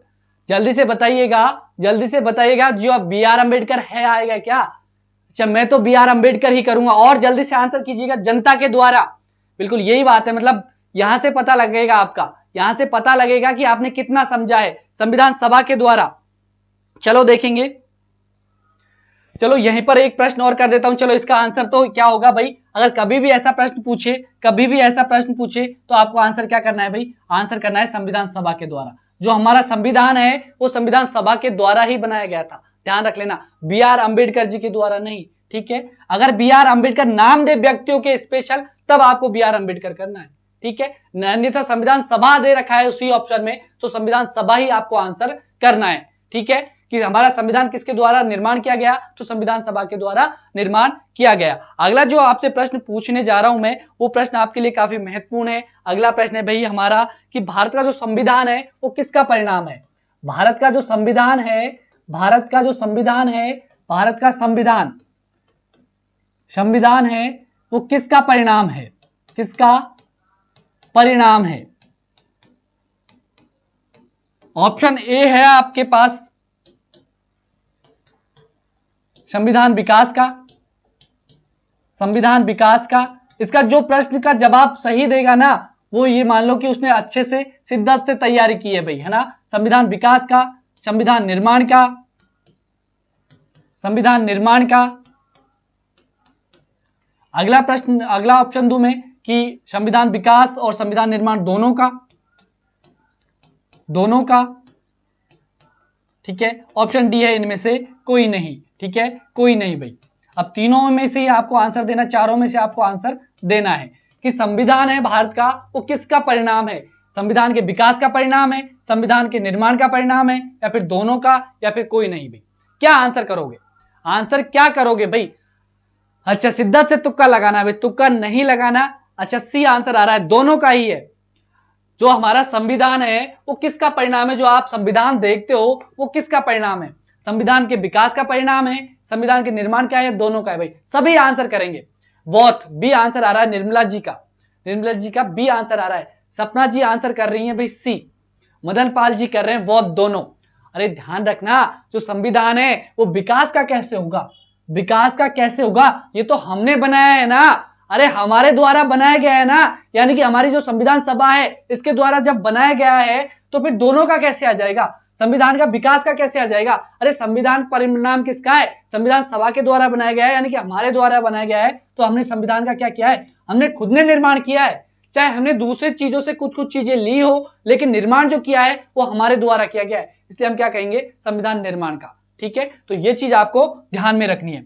अब अपन बात करेंगे आगे किसकी? ये हमारा संविधान निर्माण है वो कंप्लीट होता है कि हमने 26 जनवरी है, इसको हमने क्या किया था? हमारा पूर्ण रूप से संविधान है उसको लागू कर दिया था। और जो हमारे, चलो एक दो प्रश्न और है आपके, एक दो प्रश्न और है, उनकी भी यही बात कर ले। अगर पूछे आपसे कि 26 जनवरी के दिन, सॉरी 24 जनवरी के दिन जो अंतिम बैठक हुई थी, 24 जनवरी के दिन जो अंतिम बैठक हुई थी, इसमें कितने सदस्यों ने भाग लिया था? अंतिम बैठक में कितने सदस्यों ने भाग लिया था? जल्दी जल्दी से आंसर करेंगे भाई, कितने सदस्यों ने भाग लिया। ठीक है, अगला प्रश्न आपसे पूछा जाता है कि जो इसके अंतर्गत जो हस्ताक्षर किए गए थे, तो प्रथम हस्ताक्षर किसका था? ये आपके एग्जाम में प्रश्न आए हुए हैं, प्रथम हस्ताक्षर किसके द्वारा किया गया। ठीक है, अगला प्रश्न हो सकता है कि जो राजस्थान है, राजस्थान से प्रथम हस्ताक्षर करने वाला कौन था? प्रथम हस्ताक्षर करने वाला कौन था? ठीक है, इसके अलावा आपसे प्रश्न पूछा जाए कि जो हमारा राष्ट्रपति है राजेंद्र प्रसाद जी, इनको कब चुना गया? राजेंद्र प्रसाद जी को जो राष्ट्रपति हमने चुना है वो कब चुना था? 26 जनवरी के दिन या फिर 24 जनवरी के दिन?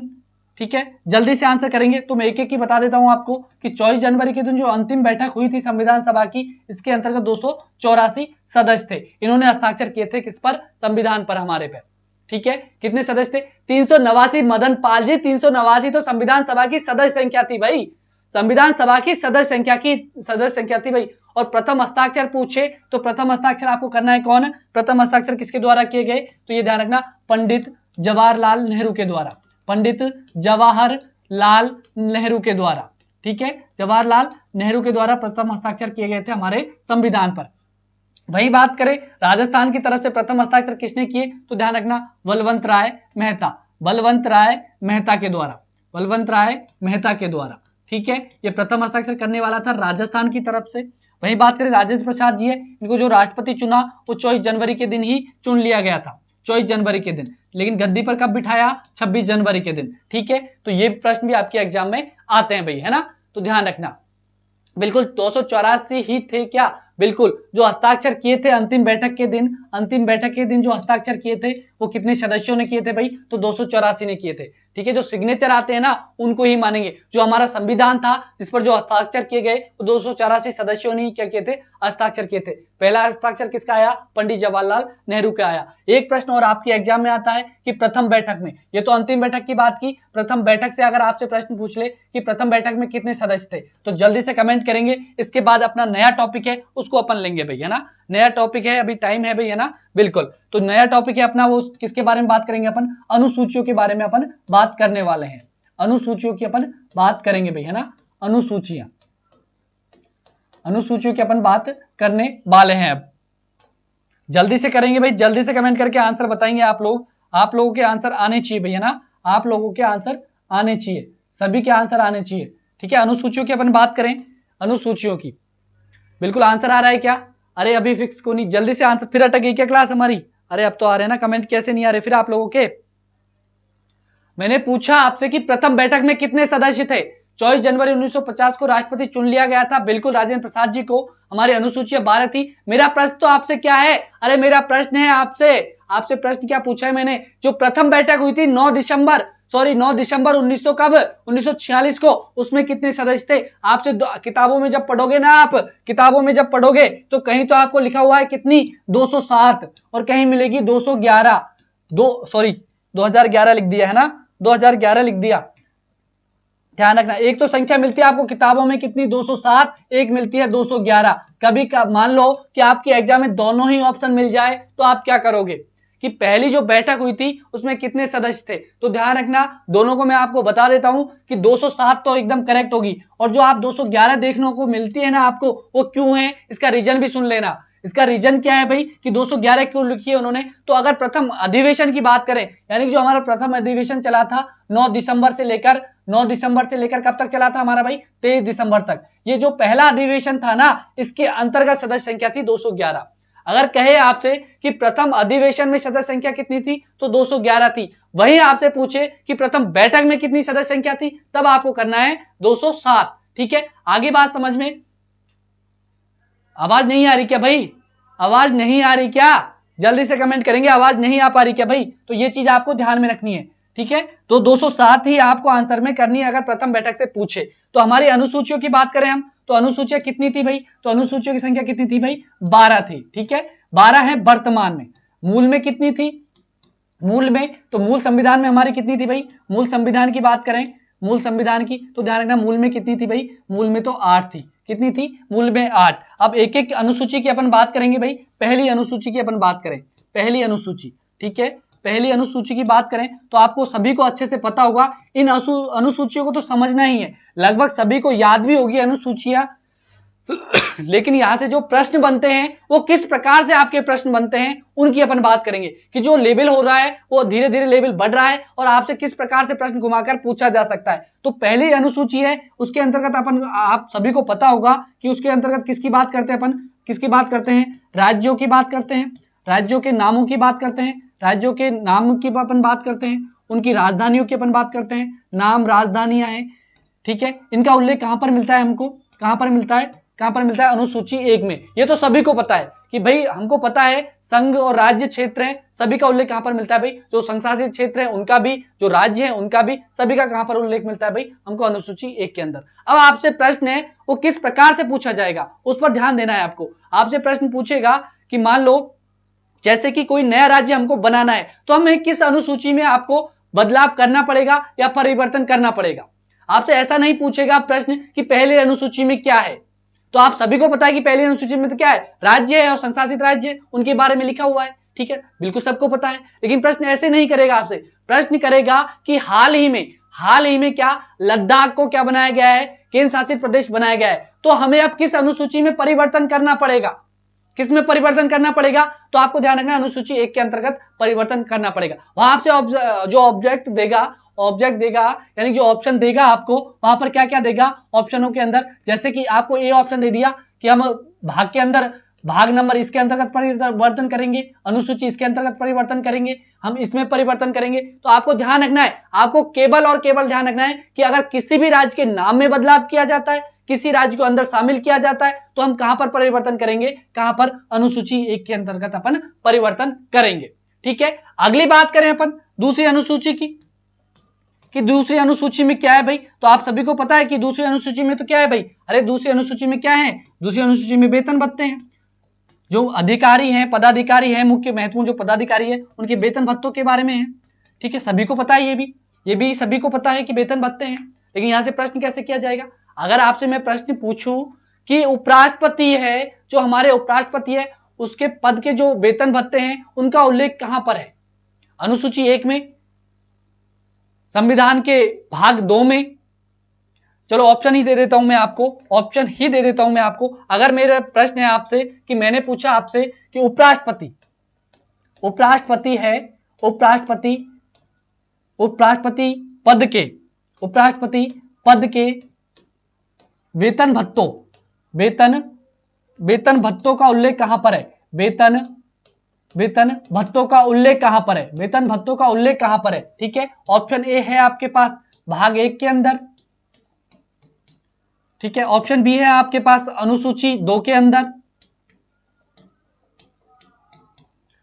ऑप्शन सी है आपके पास अनुच्छेद 64 के अंतर्गत, डी ऑप्शन है आपके पास इनमें से कोई नहीं,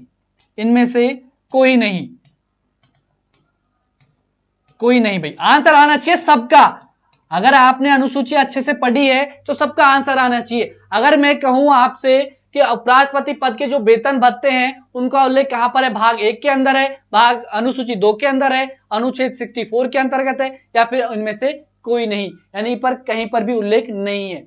बिल्कुल आंसर आ रहे हैं, बिल्कुल शाबाश, सपना जी का भी आ रहा है, शालिनी जी का भी आ रहा है भैया ना, विजय पाल जी का भी आ रहा है। बस यही तो गलती करते हैं आप लोग, यही तो गलती करते हैं। अनुसूचियां तो सबको पता है कि अनुसूची 2 के अंतर्गत वेतन भत्ते हैं, पर यही तो आपको जानना है, आपको कि उपराष्ट्रपति पद के वेतन ही नहीं दिया जाता भाई, उपराष्ट्रपति पद का वेतन नहीं दिया जाता। अरे जो उपराष्ट्रपति पद पर बैठा होता है ना, उसको जो वेतन मिलता है ना, वो किस चीज का वेतन मिलता है, उसको किसका, राज्यसभा का सभापति होने का वेतन मिलता है, राज्यसभा का सभापति होने का वेतन मिलता है, राज्यसभा का सभापति होने का।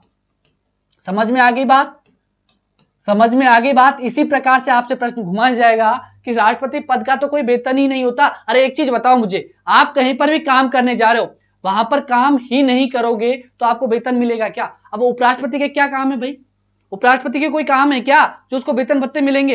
अरे उपराष्ट्रपति क्या होता है, अगर राष्ट्रपति नहीं होगा तभी तो उसको राष्ट्रपति बनाया जाएगा, कार्यवाहक राष्ट्रपति, तो उस टाइम पे तो वो राष्ट्रपति के पद की वेतन भत्ते लेगा, तब तो वो राष्ट्रपति के जो राष्ट्रपति पद है उसका वेतन भत्ता लेगा, है ना। आपको अच्छे से पढ़ा है आपने, ठीक है, नहीं पढ़ा तो अपन पढ़ेंगे आगे, तो जो वेतन भत्ते हैं वो किसके लेगा, जो काम करेगा। वो काम क्या करता है, उपराष्ट्रपति, राज्यसभा का सभापति होता है, राज्यसभा का सभापति होता है, तो वेतन भत्ते भी वो किसके लेगा, राज्यसभा के सभापति की। आपको इतना समझना है कि भाई अपन कहीं पर भी काम करेंगे तभी तो अपन को वेतन मिलेगा ना। तो जो उपराष्ट्रपति होता है वो काम क्या करता है, वो सभापति होता है, कहां का, राज्यसभा का सभापति होता है। तो जो वेतन भी लेगा ना वो राज्यसभा के सभापति के लेगा। तो आपको ध्यान रखना है, अगर इस प्रकार से आपसे प्रश्न पूछे तो आपको आंसर क्या करना है, ऑप्शन डी, यानी कि राष्ट्रपति के पद के जो वेतन भत्ते हैं ना वो नहीं दिए जाते, वेतन भत्ते राष्ट्रपति के पद के नहीं मिलते। इस चीज का आपको ध्यान में रखना है, ठीक है। तो अपन कहां पर थे भाई, वेतन भत्तों पर। इसी प्रकार से आपसे ये नहीं पूछेगा अब आपसे सीधा प्रश्न नहीं किया जाएगा कि वेतन भत्तों का उल्लेख कौन सी अनुसूची में, आपसे प्रश्न इसी प्रकार से घुमाया जाएगा कि उपराष्ट्रपति है, इसके वेतन भत्ते कहां पर है। तो कहीं पर भी वेतन भत्तों का उल्लेख नहीं है, क्योंकि राष्ट्रपति के पद के वेतन ही नहीं मिलता भाई। जो वेतन मिलता है उसको सभापति होने का वेतन मिलता है, ठीक है। लेकिन हम देखते क्या है कि राष्ट्रपति का वेतन है वो कितना है, उपराष्ट्रपति कितना है, लेकिन वो जो वेतन मिलता है उसको किस काम का मिलता है, सभापति होने का मिलता है, ठीक है। तो ये चीज आपको ध्यान में रखनी है। अगले प्रश्न की अपन बात करें, सॉरी अगले अनुसूची की अपन बात करें। अनुसूची कौन सी भाई, अनुसूची नंबर कौन सी आ गई भाई, तीसरी। इसमें आपको अच्छे से पता है क्या है भाई, शपथ है भाई। शपथ का उल्लेख है, जो भी पद है, पदाधिकारी है, उनकी शपथ का उल्लेख कहां पर मिलता है, अनुसूची 3 के अंतर्गत मिलता है, ठीक है भाई। ये बात समझ में आ गई। तो मैं कहूँ आपसे कि जो हमारा राष्ट्रपति है उसको जो शपथ दिलाई जाती है वो कौन सी अनुसूची के द्वारा दिलाई जाती है, अनुसूची 2, 3, 4, बताओ क्या बताओगे। अरे सर वेतन भत्ते का उल्लेख 2 में है। मैंने कब कहा कि वेतन भत्ते का उल्लेख 2 में नहीं है, मैं भी तो कह रहा हूं 2 में ही है, लेकिन मेरा प्रश्न क्या था, प्रश्न उपराष्ट्रपति से रिलेटेड था भाई, कि उपराष्ट्रपति को जो वेतन भत्ते मिलते हैं वो किसके द्वारा मिलते हैं, किस अनुसूची के द्वारा। तो ऑप्शन में अनुसूची 2 था, तो अनुसूची 2 के द्वारा नहीं दिया जाता किसको, उपराष्ट्रपति को वेतन भत्ते, ठीक है। उपराष्ट्रपति पद मैंने इसीलिए लिखा था, उपराष्ट्रपति पद के वेतन भत्ते नहीं दिए जाते। ये कहां लिखा है जी कि उपराष्ट्रपति की सैलरी नहीं मिलेगी। अरे जो उपराष्ट्रपति पद है ना इसकी सैलरी नहीं मिलती भाई। मैं अभी भी कह रहा हूं आपसे, जो वो काम करेगा ना, वो जो काम करेगा सभापति उसकी मिलती है उसको काम करने की। सभापति होता है ना राज्यसभा का जो सभापति होता है उसका वेतन मिलता है, उसको उपराष्ट्रपति के पद का नहीं मिलता भाई वेतन, ठीक है। उपराष्ट्रपति की बात को नहीं, बिल्कुल। अगर जो आपसे प्रश्न किया जाएगा वो यहीं से घुमा के प्रश्न किया जाएगा, ध्यान रख लेना, इस प्रश्न को अच्छे से समझ लेना। प्रश्न कहा था भाई, मैं अभी भी कह रहा हूं कहीं पर जाके आप चेक कर लीजिएगा। कहां गया भाई, हमारा प्रश्न ही गायब हो गया क्या, हमारा प्रश्न ही गायब हो गया क्या, कहां पर था हमारा प्रश्न भाई, ये रहा हमारा प्रश्न, ठीक है। कि प्रश्न को अच्छे से समझना है, इसके बाद आपको बात करनी है कि राष्ट्रपति पद के वेतन भत्तों का उल्लेख संविधान में कहां पर है। आपको प्रश्न क्या पूछा जा रहा है, राष्ट्रपति पद के वेतन भत्तों का उल्लेख संविधान में कहां पर है।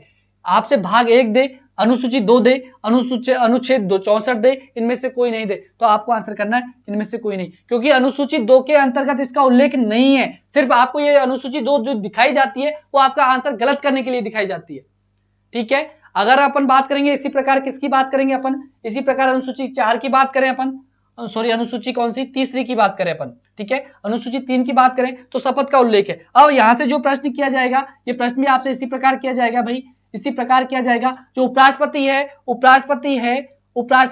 इसकी शपथ का उल्लेख कहां पर है, उपराष्ट्रपति की शपथ का उल्लेख कहां पर है, उपराष्ट्रपति की शपथ का उल्लेख कहां पर है, किस शपथ का उल्लेख। अगर आपसे पूछ ले उपराष्ट्रपति की शपथ का उल्लेख कहां पर है, तब आपका आंसर क्या जाएगा। मदन पाल जी कह रहे हैं अभी कुछ भी नहीं था। अरे मैं ये नहीं कह रहा कि वेतन नहीं मिलता उसको, जो काम करता है ना उस चीज का आपको वेतन मिलता है, ये चीज ध्यान रखनी है आपको, ठीक है। उपराष्ट्रपति की शपथ का उल्लेख कहां पर है, तो भी आपको क्या करना है, अनुसूची 3 में नहीं है। 3 पद ऐसे हैं जिनका अनुसूची 3 के अंतर्गत उल्लेख नहीं है। ये तीनों पद आपको ध्यान में रखने हैं, ठीक है। तीनों पद आपको ध्यान में रखने हैं, कौन कौन से भाई।